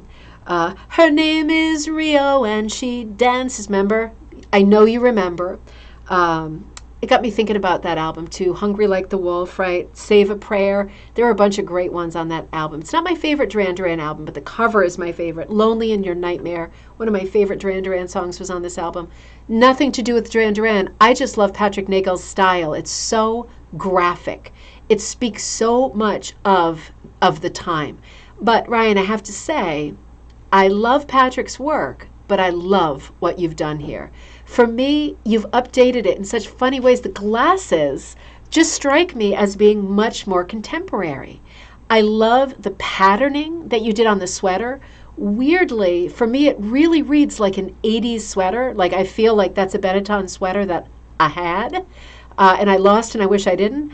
I love the pattern on the sweater. I love the shading, very graphic shading under the neck. Skin tone is absolute alabaster white, right? So whereas for some people working in rug making, you love the gradual shadows, this is the opposite. This is the very graphic 80s style shadow where you get that very blunt line, gray to white. We're not working in flesh tones, we're working in white. So the next evolution is gray, right? So that makes a lot of sense. I love the shape of her nose. It's way sweeter and cuter, right? It's much more normal. She's much more, for me, pretty and normal, like a, not quite as, you know how the Duran Duran cover and all of Patrick Nagel's things are like, the women are just impossibly graphic and beautiful, like very unnatural. This is very natural for me. I just love the way her face looks. I think one of my favorite things about it is the patterning in her hair. You did some like boomerang kind of a pattern in her hair, and it really adds with the sweater texture to that graphic 80s style. You did some stuff that looks more 80s than the 80s works of this kind, right? Not just Patrick Nagel, but a lot of people worked in the 80s in this kind of style. I feel that you're working to more of an 80s look than the 80s artists did. And that's really saying something. I think it's just extraordinary. Let me bring you in. Oh, wait a minute. I want to show you. I just also have to say I love the flecks of white in the background. It's just smart. The eyebrows arching over the glasses. Dave, what are you saying? There is a Duran Duran documentary that came out a year ago. Very interesting and funny. Oh, interesting. I did not know that. I have to say that was my band when I was growing up, Duran Duran. I was crazy about them. You could not see my beautiful wallpaper that I now wish I could have back because there were too many Duran Duran posters all over the place. John Taylor was the one that I really was crazy about. I liked all of them, but John Taylor, I sincerely thought I would marry him. Like I could not see life being happy or successful if it did not involve John Taylor, right? That's just being young. All those years of sitting there with my finger on the record button, waiting for the radio to play one of their songs so I could hit it. Joining the Record of the Month Club, right, which was always a bad mistake. Did it by sending the form in without my parents knowing, and then getting bombarded by like Linda Ronstadt and records that I now would love, but at the time I didn't. I just wanted Duran Duran. Lots of big problems during that time. But they were so cool. And do you remember, if this was your era too, that they split into two bands, and John Taylor and Andy Taylor and Roger Taylor, I think, were the three that went to Power Station, and I saw them in concert, which was fantastic. Their one album that was great. And the other two members, I think, along with one new person, so that'd be Nick Rhodes, Simon Le Bon. I can't remember who the third, maybe Roger Taylor was with them. Yeah, Roger Taylor was unnecessary. Robert Palmer was with the Power Station. It's all coming back to me. That was a fun time. So this really struck me as being super nostalgic, and I absolutely love it. And if you're sitting there going, what are you talking about? I will remind you right now. Hold on just a second. I'm coming to, this is what I'm talking about. Ryan, I like yours more. But this is very cool. This is very cool. The crazy jewelry. Oh, Lisa, John Taylor was your crush too. Isn't that funny? Isn't that funny? Because I think Simon was the one that was supposed to be well, he was fantastically handsome. And it's just so funny that, like, he is still married to the same woman all of these years. I mean, they were quite nice guys, I think. I'm guessing the documentary says the same thing. They were quite nice guys. Rio Dances Across the Sand. Yeah. I loved the Lonely in Your Nightmare one. Anybody for James Taylor? Yes, Suze. I'm much more for James Taylor. I have the James Taylor station on Pandora a lot. Yeah, all of his songs that come on I like a lot. I don't know if he still plays at Tanglewood. He used to do a free concert every 4th of July, and that's quite near me in the Berkshires. But yes, I love James Taylor. That kind of music is more my music now. I got away from like what was popular, and I have not been interested in popular music since I was a teenager. So now it's all like Carly Simon, Barry Manilow, Neil Diamond, James Taylor, sometimes Joni Mitchell if I feel really crazy. But yeah, absolutely, I'm for him for sure. Oh man, Ryan, that was really amazing. And you showed in the group your next project too, so I'm going to be looking forward to seeing you working on that too. Oh, so Rhonda sent this to me. Rhonda Shook Manley from Black Sheep Wool Designs. She does some beautiful, beautiful work. If you don't know her site, well, I'm sure you do, right? Because she's been around and she does a lot of stunning work. She's like veterans, really, really fabulous hooker. Lots of antique patterns, lots of primitives, really high quality, beautiful patterns that will hook up well, right? Black Sheep Wool Designs. So this is one that Rhonda's working on, a primitive holly branch runner. Rhonda's always working on a normal timeline, working on seasonal stuff before it's the season. And I always think, oh my God, I got to get going with. I just do what I do. I can only work so fast. I'm so jealous of people who are more organized and more talented. This is just fantastic. I love the simplicity of it. I love the stripy borders. I love the colors. I love the dark. Your eye searches a little bit for the holly branch. It's so wintry and so deep and dark, and it has so much atmosphere, so much charm. It is truly a gorgeous piece. You know, this kind of piece is what brought me to rug hooking to begin with. I like the diagonal border too. Really pretty, but you see how it breaks in the four corners, and you see that the direction changes on the diagonals. So top to bottom, you've got them going in one direction and side to side the other direction. That is creating tension and interest. That is so super smart. And the primitive color palette, really, really, really beautiful. Oh, Karen says, I worked at a college radio station in Pittsburgh long time ago when the Clash was still doing small venues. Many stories from those days. Oh, man, I bet. I bet. See, that was always a bit too hard for me. I mean, I think I like most music, but yeah, I guess I turned into well, you know, I became a cabaret singer for a while, and I was like, I sang in a lot of places. And then I got into the show music and the standards and things like that, a lot of Broadway stuff. And at that point, the pendulum swung very far from me, and I found it impossible to come back to the radio and to popular music. And I still haven't, which is just funny. I'm still listening to the same things I listened to way back when. Also, Karen reminds me of peppermint. You know, anything that reminds me of peppermint makes me very, very, very cozy and happy. And you know, weirdly for me, peppermint doesn't always have Christmas overtones. I don't know if other people have that, but I mean, I every time I leave like a restaurant, there's usually peppermints on the counter. Peppermints for me translate as celebration. And also Christmas, but I don't see them as a seasonal thing unless they are in a candy cane form. I love a good peppermint stripe. Barber pole, right? Lynn says, love the holiday berries. This is a beautiful piece. I see it as a table runner. I think so. Wouldn't this be just beautiful? I would put this like on like a long kind of, not credenza, what do I want to say? Like, you know, the long tables you put in the hall kind of thing. Gosh, I don't even know if I know that there's a word for those. With a couple things on each side, like maybe a little bowl of those oranges with the cloves stuck in. Wouldn't that be nice and seasonal? Maybe on the other side, some other candies or a nice candle. Very, very nice piece, Rhonda. It's a super atmospheric piece. It's super lovely. Now, I took these off of our Facebook group, which is Rug Hooking and Punch Needle Club. These were done by Robin Elizabeth Dragovich, and I told her I was going to be using them tonight. I just found this original design, a still life of hers, to be so startlingly good. I was shocked. Robin, this is just buffet. Yes, a buffet. That sounds absolutely right. This is just so striking. And, you know, there's a series of these, so let me show you a couple of them. She writes on the Facebook page, some more progress from today. I've learned a lot from this design, and there's a lot I would definitely do differently next time, but I am determined to push ahead and finish this first. And she said, I had punched at the wrong height on a section, and I didn't like the blending. This is before I redid it. So then I think we come to this piece. Now she is punching this piece. This is the reverse side. This is the working side that she is punching.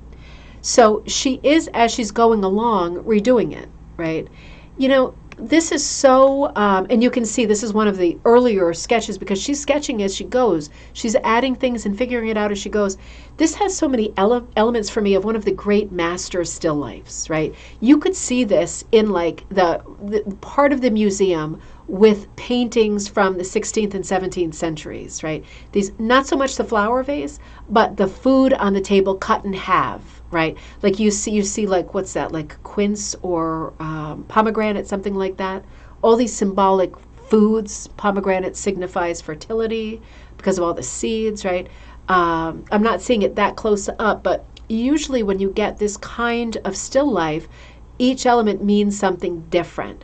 And in this case, this is operating for me as a traditional still life, but with very contemporary colors. And I love the blend, right? There's some amazing balance happening here between the lights and the darks. She has managed to take a figs. Okay, even better. Ooh, that's very Charles Dickens, isn't it? very Bacchus, this whole piece. You know, there's a lot going on here with the candles, and let me see if I have another large picture of it. Some close-ups here. It's like a crystal cut vase. Isn't that lovely? The shine on the wine glasses. Some close-ups of the work she's doing. I mean, this is the working side, right? This is the working side. The birds are invited to the blessing. That's right, Suze. Let's look at the whole thing again. It has a very Van Gogh quality to the night, to the background. And I love how all of that motion in the background is feeding off of those three candles, right? It seems so symbolic. It is inviting. Oh, those are red-winged blackbirds, aren't they? Absolutely beautiful. I bet this has a lot of symbolism for Robin. This is absolutely beautiful. You notice how strong the square shape of the table is. It's not overwhelming, but it is strong. It is there, right? I love that stability. I love the way things are being presented to us by being cut and placed in such a way that we are being presented with them. Like, would you like to have a seat, madam? Why, yes, I would. Thank you. Is that my wine? Is half of this food for me? Look at these lovely fresh flowers. It's so inviting. It is super, super, super successful and beautiful. Absolutely amazing, Robin. Absolutely amazing. Cindy, this piece is just, you know, I know you sent me one today. I put it in and I wondered if it was the same one. So I stuck with this one. I hope I didn't choose the wrong one. Cindy, this is fantastic. I finished this wonderful rug. It's from the Old Tattered Flag called Flagler and Caw, C-A-W, like caw. I did it in 8s, so number 8 cuts. I plan to whip the edge with the leftover wool strips. I am proud of it, and I have such a love of sheep. Got it done in like 3 weeks. And she said, email me with any question. Oh, it's a small floor size. And Cindy, this is fantastic. You know, don't you love these kinds of Bremen musician compositions with animals stacked on each other? I think it's so smart. Oh, Suze, you're talking about the last one, perhaps loved ones who have crossed over. Interesting. That's an interesting spin on that still life. Certainly the birds mean something. That's very smart. I don't know if there's special symbolism with red-winged blackbirds. Interesting. You know, this one, I love sheep too, Cindy. I love sheep, and I love seeing crows and ravens in primitive work. They give such good contrast to a sheep. This is just a beautiful piece. The way that I love this boxed out sheep with the flag on his back. Absolutely classic, primitive. You have taken it to the next level with the coloring that you've done in the flower petals. It really is smashing. It is an out-of-the-park composition. All of that movement in the background, including the flower petals, all of those golds, all of those antique golds and bronze colors coming in, those little branches that are going just a little bit in front of branches and petals, right in front of the sheep's body, those curls in the wool, how charming. So much of this, right, at the bottom is working in silhouette, which is very strong. All of those strong anchors connecting to the ground, nice and solid. And then as we move up with the help of those vertical stripes, we see the sheep who's got his face sniffing at the little flower, at the big flower, the charmingly oversized flower, a little bit of humor in that, and then the crow on his back facing the other way.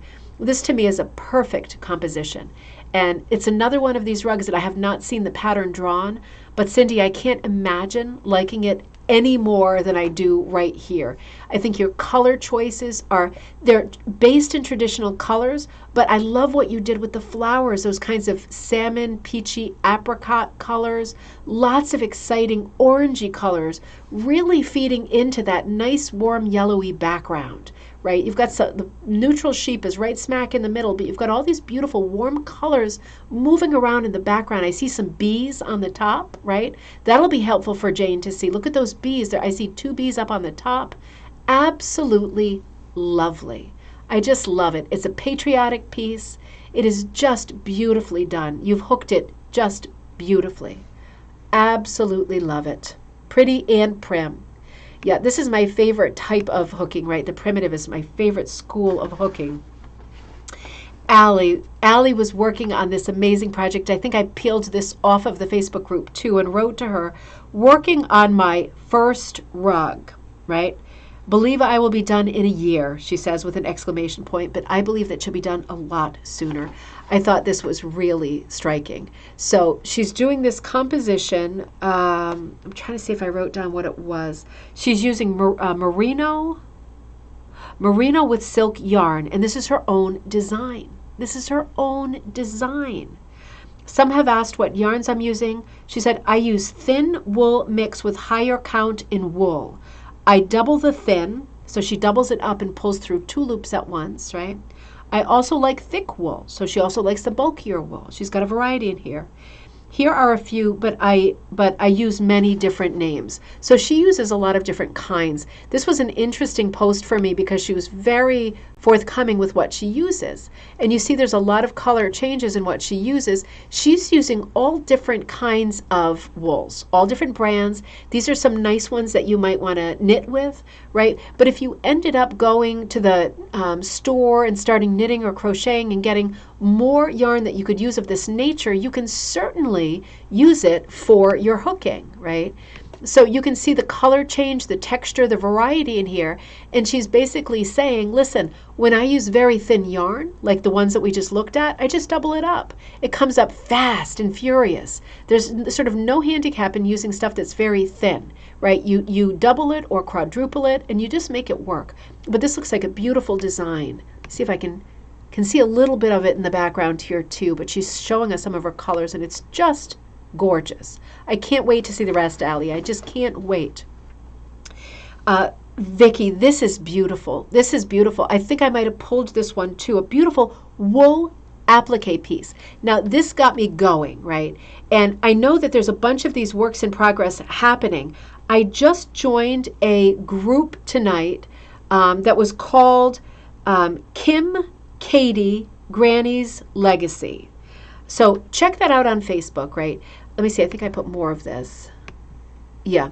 So let me see the first one again. So I see a lot of in-progress works of this kind that are wool applique, but there's a lot of variety. I have not had time tonight yet to look at this Facebook page, but again, it's called Kim Katie Granny's Legacy. It's a wool applique group, and it looks like they're doing some beautiful obviously wool applique, but with lots of embroidery stitches, 3-dimensional knotting stitches, really lovely stuff. There's some beads. Can you see the beads on the surface here? Using the buttonhole stitch, right, to get the applique down onto the background. Really charming. The chain stitch, if you're an embroiderer, is what's making up the stems here. So interesting. Oops, I didn't mean to shoot through that fast. So that was Vicki Cranber McCutcheon, and I just loved this. I probably will spend some time looking at the website if I have time in the next few days and tell you more about it. I'm going to see what they're working on there, if it's a group project, because a lot of the work seemed similar, like oval shapes, lots of embroidery, lots of knotting, beading, applique. It was super beautiful and super interesting. So that's a big to be continued. I put some rugs that I found last week when I was cruising around a little bit. I found some beauties at an antique store. I just wanted to blaze through them quickly in case you're not in the Facebook group. I found this one. It's a nice older rug. You can see it's a nice blend. Sue says reminds me of Celtic design, so calming. This one, Sue's, or the applique one, I wonder. I gotta have a sip. Hold on just a second. I'm getting all stuffed up here. This rug, when I saw it in person, I didn't get it. It was, I think, 85. It was not in great shape. I now wish I had gotten it. It was in quite bad shape. I'm going to say not just the border, but the surface and everything. But when I look at this photo, I'm kind of upset that I didn't get it. It has that kind of Asian feel to it, like you would expect to find on a fancy vase or something like that. I love the geometric. I always love a geometric mixed with a floral. Isn't it a good combo? Beautiful terracotta border on this one too. I mean, that's what really kills me here. The dusty rose is the carpet at the Antique Center. But I like the little terracotta border. I like this kind of Wedgwood blue mixed with these warm clay colors, because Wedgwood blue is about as cool of a color as you can find with these warmer terracotta colors, right? There's two kinds of oranges, sienna type colors coming in. And then this very quaint dancing tulip, and then this other sort of 3-petaled, another one of these Jacobian type flowers in pink. I think it's an exquisite composition. Oh, the previous one, the applique, yep, Suze, that was super calming. I'm gonna dive into that page this week and maybe cover that on Coffee Time. I just thought this was an extraordinary piece. I wanted to photograph it. Yeah, the surface and everything had just had it for me, and I have so many pieces I need to work on right now. If it's there next time I go, I'm going to grab it. It's just because it is a lovely piece, but I guess I just wasn't in the mood at that moment. This is another beautiful piece, probably a Pearl McGowan, about just larger than a welcome mat size. Beautiful floral center. What I really liked about this one that was different for me was this purple border that was like jelly or jam, spilled, almost like in a marbled, like paper marbling in the edges, right? All these colors, they were all jelly colors for me. They were just beautiful. I don't always see these kinds of, this mix of purples, right? In this kind of a rug. I don't think purple is one of the it's definitely not one of the very common colors. I don't know in terms of teaching whether it was one that was discouraged or not, but it just reminded me of jam, grape jam, right? Spilling all over the place, Concord grapes. I just thought, this is just lovely. Very unusual border. This one I found there too, and I think this one was $120. There was some discoloration, you can see. Easy stuff to fix. I liked the rug itself. I loved that border too, Nancy. That was so sweet. The thing that really got me, and it probably is getting you too, was I didn't understand the face. That red thing on the side and the black sticking out, if that whole thing was just lopped off and it was just that neat little dark snout, I think I would have gotten the rug because it was adorable. But that looked like red lips going like, and I was just confused. So yeah, it seemed like one of those like Pepe Le Pew, like, you know, one of those cartoon characters doing something gross. So that kind of tripped me up a little bit. But otherwise, I like the rug. I wonder if anybody recognizes the pattern on this rug. I don't. And I wondered if anybody did. So, you know, this is like, guess what this is? Should we play a new game? This is a Sydney Sylvie, and if you are in our Facebook group, you know her work. She is extraordinary. She does all of the cutting. Like she high pile punches yarn, and then she shapes it Waldoboro style, having punched it, not hooked it. This is her vacuum bag. I mean, in terms of sculpture, isn't this really interesting? She took a picture and it was kind of like, what could this be? And I'm thinking, look at all that color. Is it food? No, it's her vacuum bag. And I just had to laugh because she does so much high relief work like this. So this piece she recently put up on our Rug Cooking and Punch Needle Club Facebook page, and she wrote, "So it begins!" exclamation point. Loops will be filled in, and second photo shows after I cut all the loops down. So much fun. So I'll show you that in just a second. But you can see her punching progress. She's punching on the back, and this is the front. So she's punching, flipped it over. She punches in multicolored yarn. You see the kind of height she's getting. She trims it down with a pair of scissors, right? So she shaves it, and she gets this definition. You see how the bottom purple shape kind of interlocks under the other abstract swirly shape, and how finely done that is. That's shaping with scissors, right? We know about Waldoboro, right? We'll always talk about Waldoboro more in the future, but I mean, interesting to think of somebody punching and shaping it this finely. It just opens up a whole new world. So she's cutting it and she's brushing some of it off like this. And you can see how she gets that kind of crazy, colorful, beautifully colorful dust. I hope she's not throwing away that vacuum bag. That was too beautiful. I'd have to put that, remember those lamps, you know, and I know they still sell them, but they're like glass lamps, and they're hollow, and you can put, they usually have brass, hardware on them and stuff. But Carol says, "I'm humbled by all this talent." Carol, you are excellent too. You are excellent too. But remember those lamps that you could put seashells in or sea glass? I mean, if I were Sydney Sylvie, I would be putting in my vacuum bag products, right? And just lay almost like sand art, right? Layers and layers of this colorful wool that would be so pretty. Oh, so funny. All right, let's see. Let me bring you back down here. Oh, Mary Jo Taylor. You know, I have still not opened up this issue of Atha, which has come. I'm going to cover that on Monday in Coffee Time, because I know my good friend Mary Jo Taylor of Northwest Folk, right, Design, her rug cooking company. I cover her a lot. I talk about her a lot. I love her. I love her work, and I always want to talk about it more. She's got an article out, so I'll certainly be covering that on Monday in Free Spirit. It's like Free Spirit. Free Spirit has a similar feel. Mary Jo is a distinctly different company, different colors.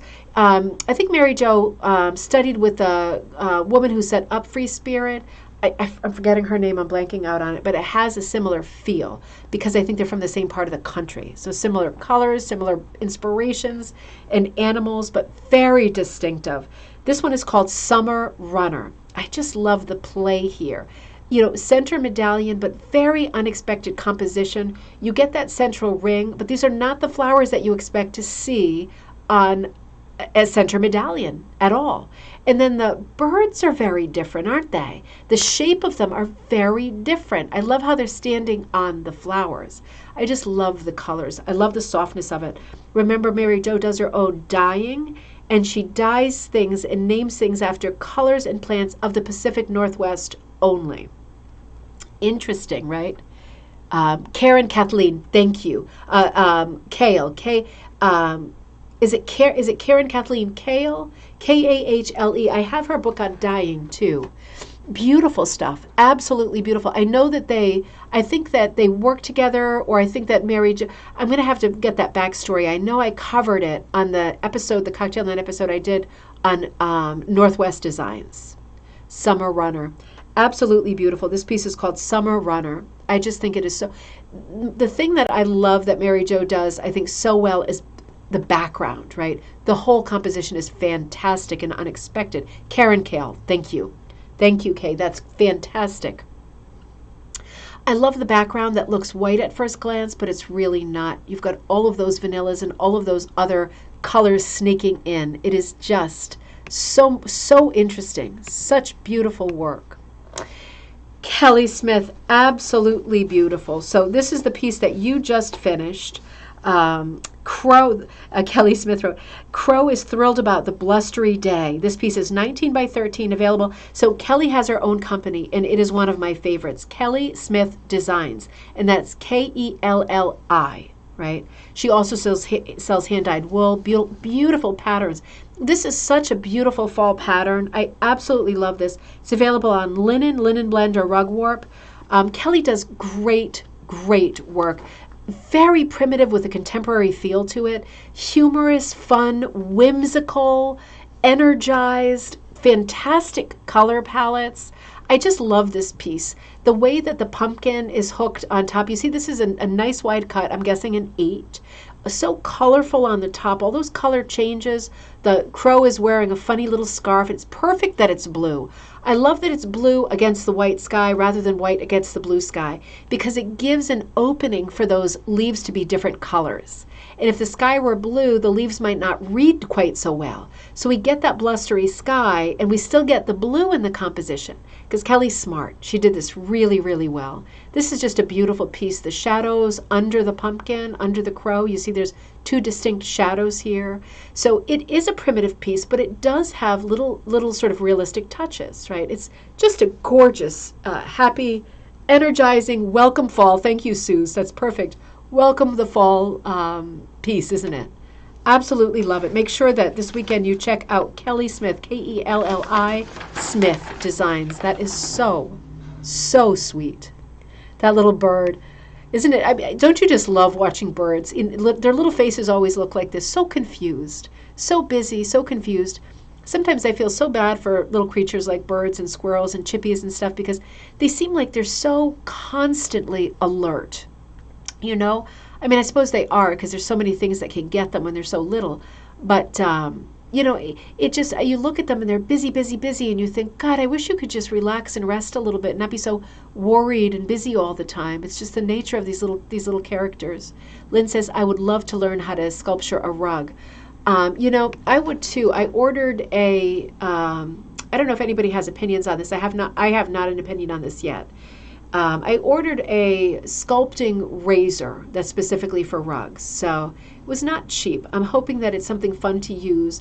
I figure it's not going to be a near future thing for me. It's a couple months out, but I am curious to try sculpting the Surface Waldoboro style, whether I punch or hook. And I thought, yeah, this might be a gadget that works really well. Scissors work well too, and you know how I am for keeping it simple, the supply list. But I thought, I saw this thing and I keep seeing this thing and I'm thinking, I am trying to stay like with the times, if not with my music selection, with my rugs. So I'm trying to figure out why people are so crazy about using some of these new gadgets. I thought, let me just get it and see how it goes, and I'll make a video about it. And if it works well, or if it doesn't, I'll let you know either way. But at least I'll be able to tell you in an informed manner why it is or is not better than just using scissors, right? Because it might not be. It might not be. Is it different than a regular razor, like a man's razor? I don't know. Or a woman's razor? An electric one? I don't know. But we're going to find out. So more to come on that. You have to uphold other artists. That's right. Absolutely. That's right. I love Kelly's cat patterns. I love Kelly. I love her patterns. She seems like such a nice person. Yeah, it's always good to support other people, because the more people who are out there working in rug hooking, that means there's a lot of rug hookers out there too. And if they have businesses and shops, that means that people will find them because they're in their area and say, I like what you're doing. Can you show me how to do it? And then there's more rug hookers born, right? And then everybody who works in rug hooking benefits. That's really how it works. For people who work in rug hooking and are constantly in scarcity mode, I worry about them, because that's just not what life is supposed to be like, is it? Let's see. So let me come here, Susan. Susan, this is a beautiful piece. You were busy this week doing a lot of small pieces that it looks like you are connecting together. So I asked if I could use this one because Susan always does beautiful work. She sent me such a beautiful piece, so I'm going to have to hang it up. I don't know if you noticed, I'm changing my background in here because I completely redid. I wonder if I can show you. It's not too bad at this moment to show. Let me see if I can show you. I got some stuff going on like this. I have all my rugs down for now. Many of them are here, right there. But I'm figuring out where things go. And then I've got this stuff over behind me. So all your old friends are down here, right? I'm trying not to get my boobs right in the front of the thing here. There we go. All right. So I'm kind of rejigging the whole thing, and I'm going to hang up the rug that Susan sent me, one of her masterpieces. When I get everything reset, I'm going to hang up all my special things. But Susan put this picture up this past week, and she was in a real tailspin, making so many pieces, small pieces, that again, it looked like she was going to connect them together. So I have my eye on those posts. They were all lovely. And I said to her, can you show the material that you used for the turtle? Because you can see that it's like mustard and black patterned. And I was curious to see what it looked like. She always is so helpful. So she said, here it is. And you can see some of it is there's some solid, but then some of it is like a plaid, like a black and mustard plaid. Often when you see this kind of thing, it's maybe over-dyed. It's possible that it is over-dyed, that color, which would make a lot of sense, like an antique gold kind of a thing. But absolutely beautiful. You can see how that feeds into this. So more on that probably next gallery night. I'm going to see what she did with it. This is what she called the famous small scrap bag. It is good to have a famous small scrap bag, isn't it? Not only do you not throw anything out, you are thrifting in the true historic meaning of rag rug making, right? Not thrifting, but ragging. And you've got all your bits in here. I see yarn and I see fabric bits. But why throw any of it out, right? I mean, absolutely no reason. The famous small scrap bag, Wendy. Holy mackerel. This piece is just crazy. Baby turtle. made it through life, right, Suze? It's so funny because when we were at the pond this summer, we were looking at like the little turtles and the little, were they swans? No, they weren't swans. They were ducks. They were ducklings. Just looking at the numbers because we were there for over 2 weeks. And I kept looking, keeping track of little families that I noticed and making sure that they were still there. And incredibly, there were 2 families of ducks. One had 7, one had 8, I think. And none of them were lost, at least over the 2.5 weeks we were there. They were there getting bigger and stronger. And I thought, good for you, you little things. Wendy, this is over the top. So Wendy wrote, I know you had Rochelle LeBlanc on one of the segments a while back. This is a rug I started with her at Solder in 2019. I came home with only a bit of the face completed. It wasn't until somewhere in the middle of the pandemic that I pulled it out to finish it. It's me in the early 50s from a photo my dad took. I'm pausing to look up. I am so blown away by this. I am so blown away by this piece. He was a combat photographer in World War II. Always had a camera in hand or around his neck, so my childhood was well documented. I would love to hear more about that, Wendy. That is so interesting. My mom was forever telling us kids, go outside and play. So I added that to the border. And this just strikes every chord, every nerve in my body. I love the way that this looks. I love the background. I love the black outline, the sort of stained glass feel to it. I love the face. I know that you pulled it out. Whatever the process was, however you got from point A to point B, it is perfect. It could not be any more perfect. I absolutely love the story. I love the piece. I love the face. I love where the shadows fall. I love you in your little overall dress. It's maybe a dress or little shorts, probably a dress at that time, right? Beautiful. Look at this background. It's like every fall color. So unexpected. When in the border, we have that kind of wood rose on top. To the right, that teal, that greeny teal. To the left, more of like the tomato and pink swirl. So unexpected. I love this color palette. This is a great memory, right, Linda Ann? A great rug. That's what Robin says. That's exactly what my mom would tell us to do. I just love this piece. I love the way that the parts that are breaking the border are breaking the border. This is working like a triangle too in terms of the way that the shape falls and the way that it's breaking the border. Triangle is always a good design. I love the corner pieces that you've boxed in with mustard and other hit or miss colors, bronzy colors, darker colors, orange colors. Having the 3 unexpected colors in the border, right, and that black at the bottom, genius. Genius. And then having the center be a swirl, it looks like just like a swirl of fall days to me, like all of those days mushed and melting into one day. It just reminds me, looking at this rug, reminds me of growing up. It reminds me of taking 2 pieces of wax paper and shavings from my crayons from out of the back of the box of Crayola and putting them in between the 2 pieces of wax paper and hitting them with the iron. And you got all of these little swirls of color, just like the way that this background looks. It was so magical and so endless. Everything was colorful and exciting when you were a kid. So beautiful. What an absolute work of art. Poster for young folk. I mean, this really is, this is an extraordinary piece. I hope that everybody who likes any kind of art gets to see this piece, as with many of our pieces tonight. I mean, these are all great pieces. This one really speaks to me because I am just obsessed with childhood and the idea of nostalgia. This is so, so good. Oh, it's hard to stop looking at it. It is so good. Let me see. Did I do... yep, I think that's the one that I had. Looking at it one more time, having one more sip while I look. Amazing. Absolutely amazing, Wendy.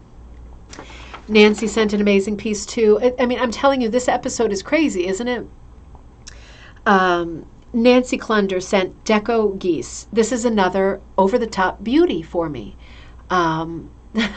I just love this piece. Hooked by Nancy Clunder and designed by Wool Garden.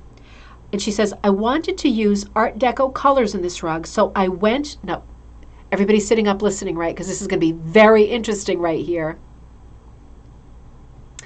Sorry, I was just looking at the comments at the same time.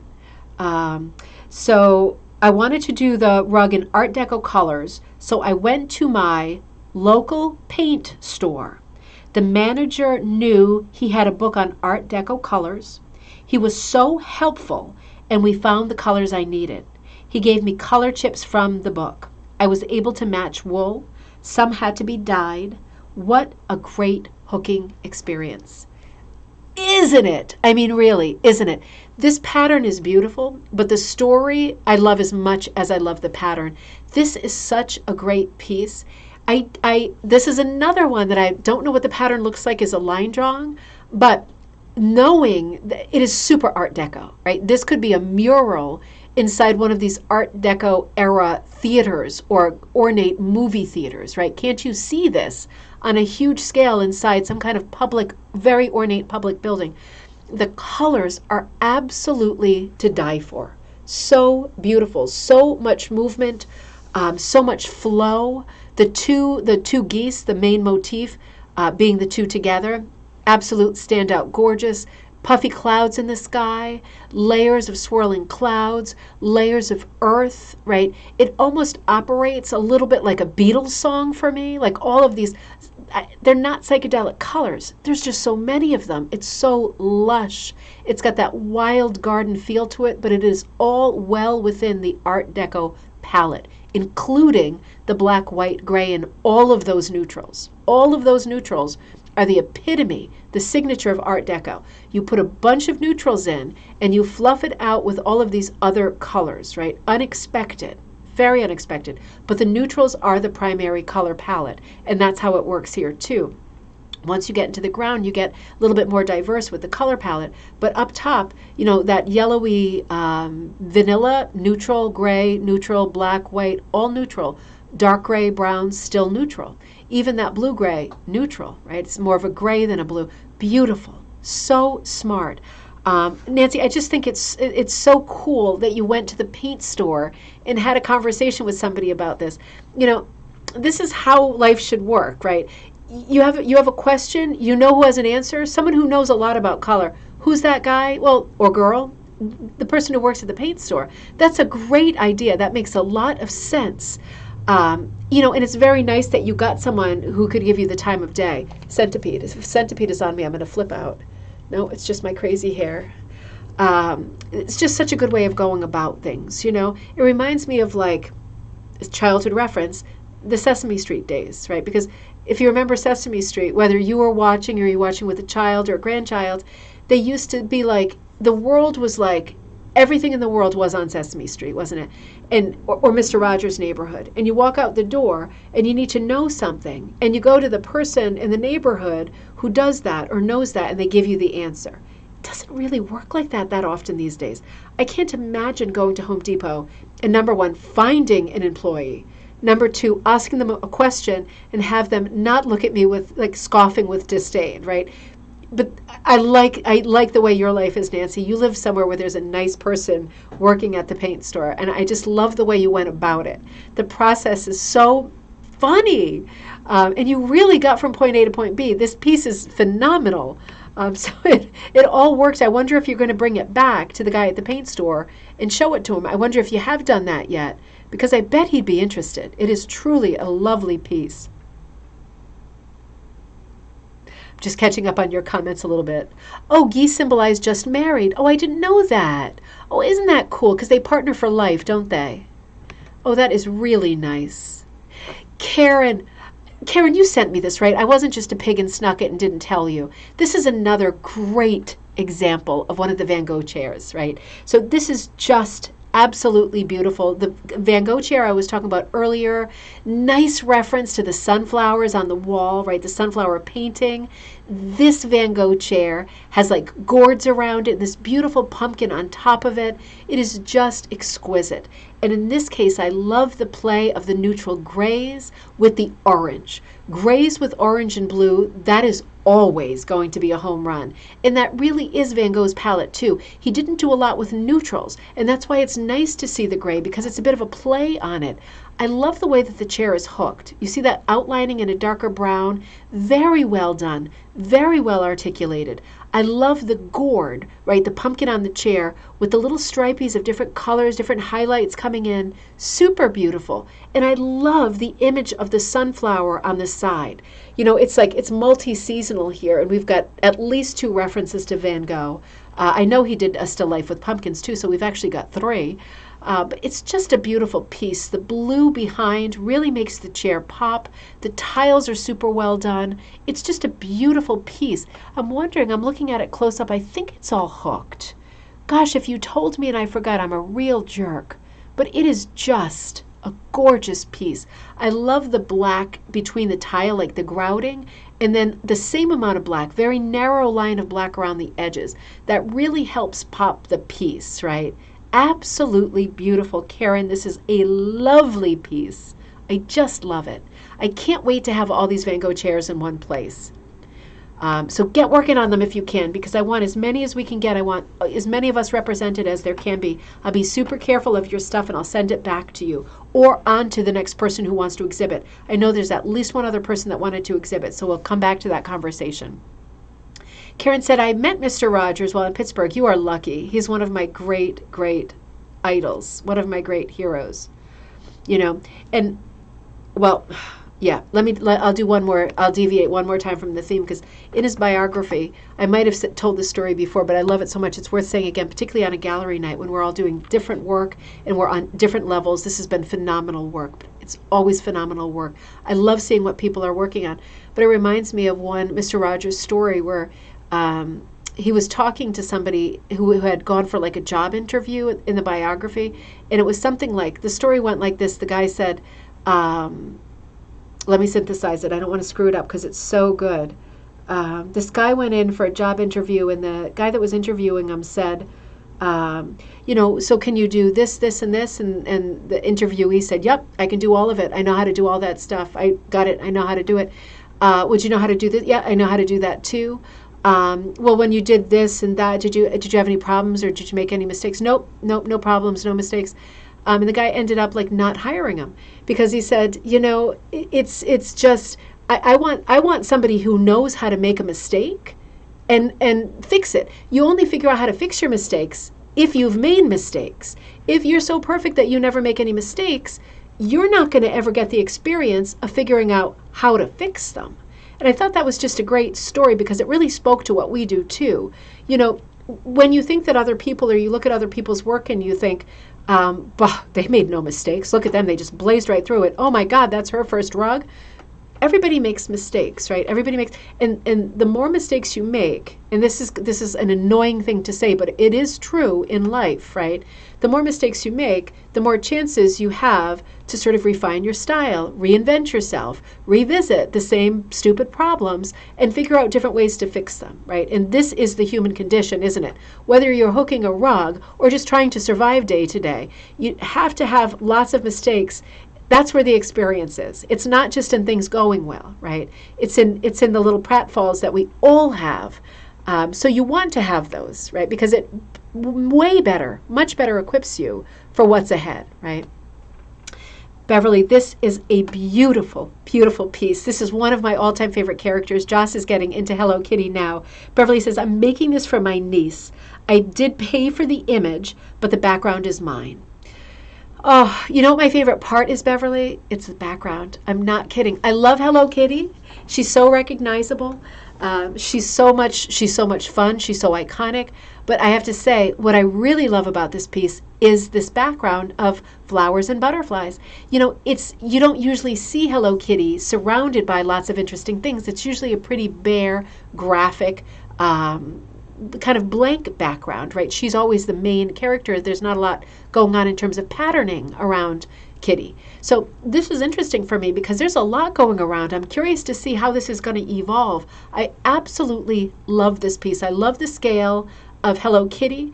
I love the wreath of interest and colorful things around her.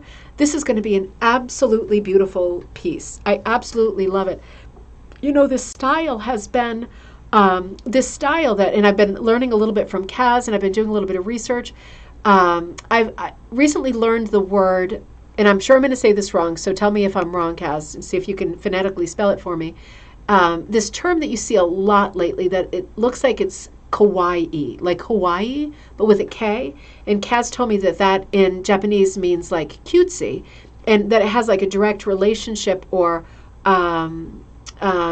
it indicates a cartoon, right, from like the 80s era maybe, that was very popular, like that style of art, kawaii, I think.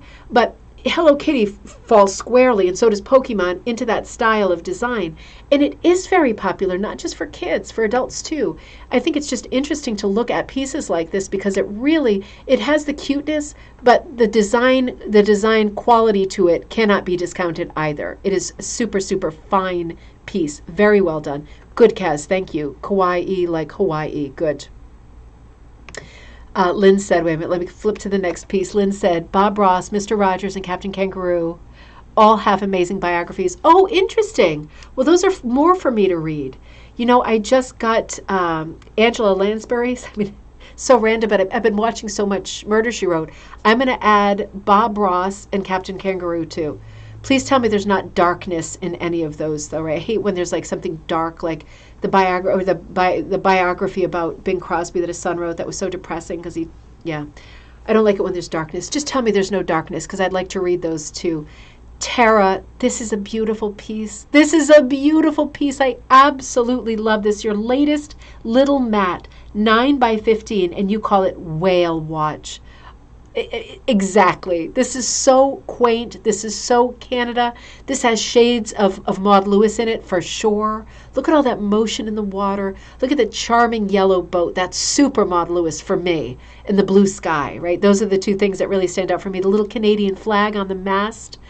Oh, but then you get into that next layer or shelf, right? Where you've got the kind of fall colored trees. Now that creates real interest because that says to me, late summer. You get the darker water, you get a little bit of change to the landscape, a little bit of a color change. Absolutely phenomenal, but still that beautiful fair sky, a little lighthouse with another flag over on the left. I absolutely love this. I love this. It's so happy, it's so summery, it's so much fun. So much fun. Oh, that's okay, Anne. I'm going to wrap it up in a couple minutes. I'm running a little bit late. It was great to see you. Catching up a little bit on the threads too. So Tara, I love this piece. It is the ultimate like summer scene for me, those happy frolicking whales. This is so fresh, so fun. Makes me want to go for one more summer vacation. Well, there's going to be more than one more because I'm such a summer vacation pig. But it really speaks of summer times and happy times, doesn't it? That little yellow boat. Absolutely precious. Little close-up of the whale. Super fine hooking here. Super, super fine. It looks like there's some yarn in there. Very Canadian school, isn't it? Very sort of, I hate to say Dion Fitzpatrick because she did not invent hooking with yarn and wool. But it is, I think, much more common in Canada than it is in the U.S. to mix up your material and to do a little bit of both or even more fibers, right? Like Diane's Velvet, mixing some more stuff in. I just love seeing, I feel like many materials complement each other. I love seeing them all together in the same piece. Eugenia, you are working on this piece now. This is absolutely beautiful. This is a beautiful primitive piece. I didn't get whether there was a name on it, but I loved looking at what you were working on because I could picture you sitting there with this on your lap. I saw a few clues. I see the shadow of your head there working away on it. You are busy, busy on this piece. And it is a beautiful design that is hooking up beautifully.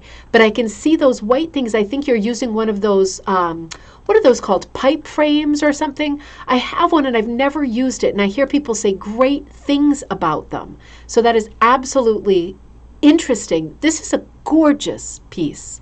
This is a gorgeous piece. I cannot wait to see how this evolves. I can see some of the flowers are done with textured wool.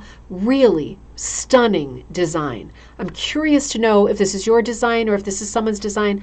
I love the colors. Love the colors. I'm curious to see more. I feel very cozy. Like I just stood away from the couch and there's my piece. Everybody knows this moment where you just stand up and you stand back for a minute. Really beautiful. No darkness. Thank you, Lynn. Okay, I'm not good at processing darkness. That is good because those both sound great to me. I already have Mr. Rogers and I love that. I have all of the books on Mr. Rogers. I love that.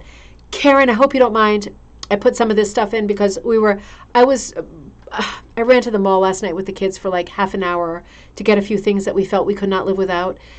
I was going back and forth with you at that time, and at that moment, they had lured me into Dave & Buster's, which is a video arcade. I should have known that I would be lured. I was stupid and I guess willing, like a zombie is willing. So, I like the comments that you're making about Tara's summer scene. It was so charming. Kaz, I also love the way she did the ocean and the waves. Lots of movement in that water. And Lynn also says, love the waves and the whimsical whales. Me too. Me too. Eugenia, let me come back. I didn't know if you were still there. Oops, wait a minute. I thought I just hit the wrong button. It is beautiful. I can't wait to see how you do with this. Maybe you'll have a little bit more done by the time it's the next gallery night and we can admire more, but it is coming along beautifully. This reminded me of the question I always get in class, are you supposed to start at the top, the bottom, the side, the middle, or what? And the answer is always, for me, it's you start where you want to start. Some people are the puzzle makers of the world and they have to start at the edge. Other people have to start in the middle. And I tend to start with the color that I am the most anxious to start hooking, the color that I like the best. But a genius starting at the bottom, and it is just glorious. Unique Boutique with a E-W-E, Unique Boutique, absolutely beautiful. No pressure, Eugenia, but I'm dying to see more of it.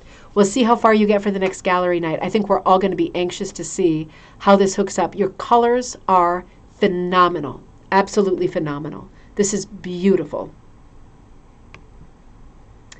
So this is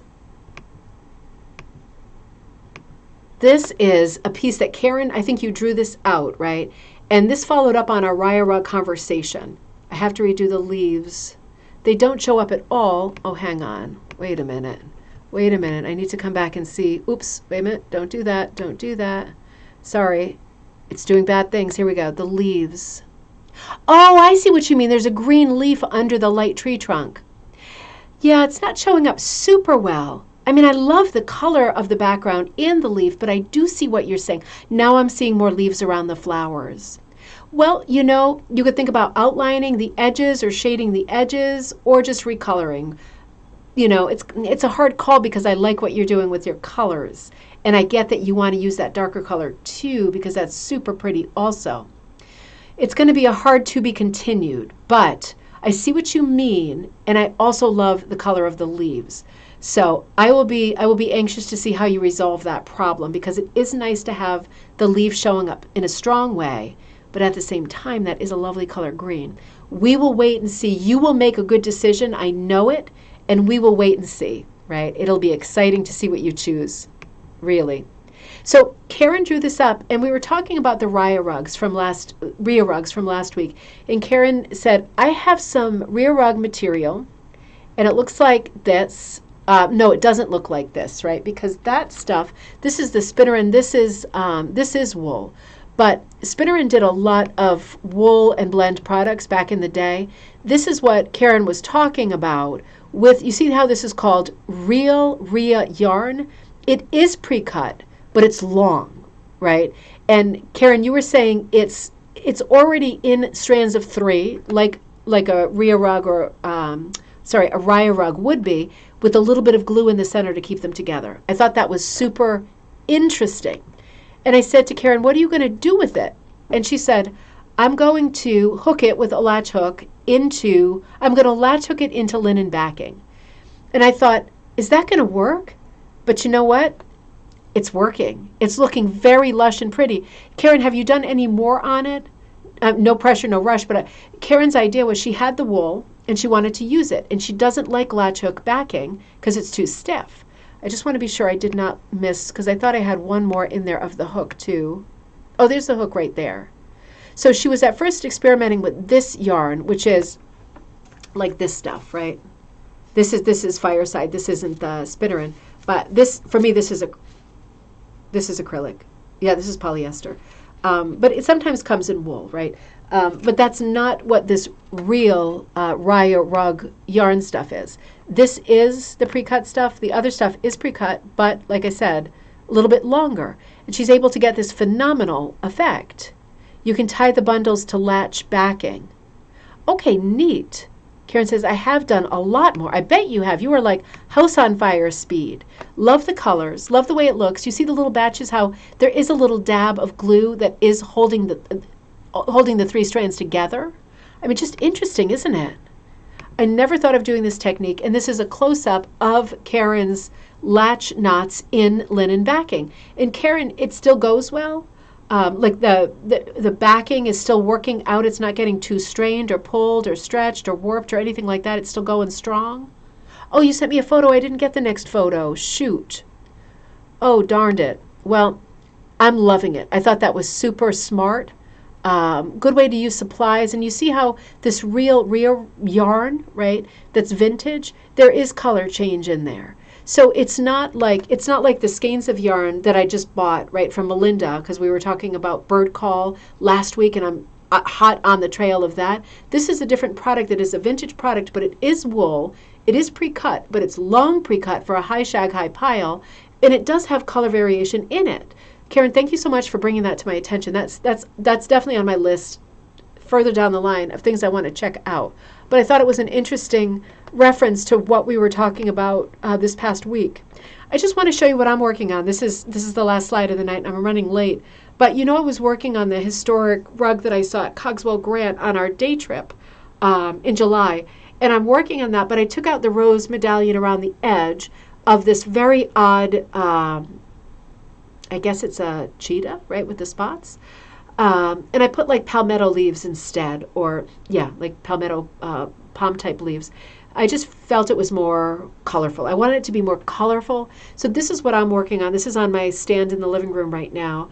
I worked on this the last couple of days while I was away with the kids, and of course that meant about an hour total since I was alone away with the kids, so it was just constant. But I'm planning on making the animal quite light gray and kind of white and gray mixed with this really colorful background, and then all of the leaves are different colors that I took from my wool swatch set that is called Songs of a Summer Night. I've been dying to use it. So that is what I am working on right now. It's not going very quickly. Karen says 3 strands make a 6-strand pile. So that was a good point. So when you are latch hooking, right, it's gonna knot and double. So if you are using 3 strands of latch, you have a 6-strand knot, which creates like a big poofy head, right? So that's why I said, I'm sure it's not a count thing. We never want to count. I never want to count squares as hookers in my backing. That's not something I do. Somebody very technical maybe does, but I definitely don't. But I was saying it must be quite a ways that you space out all of those knots with the latch hook, because that is a big blast on top. 6 strands coming out is a big pom-pom puffy guy on top, right? I just think this whole thing is interesting. Crossing our materials, crossing our supplies. A lot of people said, I really want to do a Raya rug. I don't know if I can afford to buy all that wool. It's interesting and good, hearkening back to the beginning of our conversation tonight, to think about vintage supplies, because it is possible to find vintage supplies at Goodwill, Savers, online, yard sales, flea markets. If you have them near you, used stuff, right? And you can think about whether you can mix some of the old in with the new, or maybe you just have enough of the old to try some of these other rug techniques that are a bit more supply heavy, right? So this would be one. The Raya rug is very high pile and needs a lot of wool. It's great to find ways around that by finding vintage supplies. And it's great to use vintage supplies. It's a lot of fun, right? Ryan knows this story very well, the using the vintage supplies. Thank you. I love the colors in that too. That's what I'm enjoying about that piece. Yeah, send me the photo again, Karen. I think I missed that. Thank you, Anita. It was a little bit longer than I'd liked. It was a lot longer than I'd like it to be. I thought it'd be done at half an hour ago. It was great seeing everybody. Happy Friday night. Thumbs up, like, comment, subscribe, all that great stuff. Keep the channel going. I wanted to show you a few more things next week. On Monday, I'll be with you, and we'll be looking at the current issue of Atha. I'm going to rip that out of the bag tonight. It's on the bedside table, and start looking at that. So I have a great Monday episode all set for you. Have a wonderful weekend, and I will see you on Monday at noon, our usual time, Eastern Standard Time, for the next episode, coffee time. And then I will figure out what we're doing next week, because I'm teaching Amish Toothbrush twice next week, and then I'm teaching in Madison. We'll figure out our schedule, but I will certainly be with you on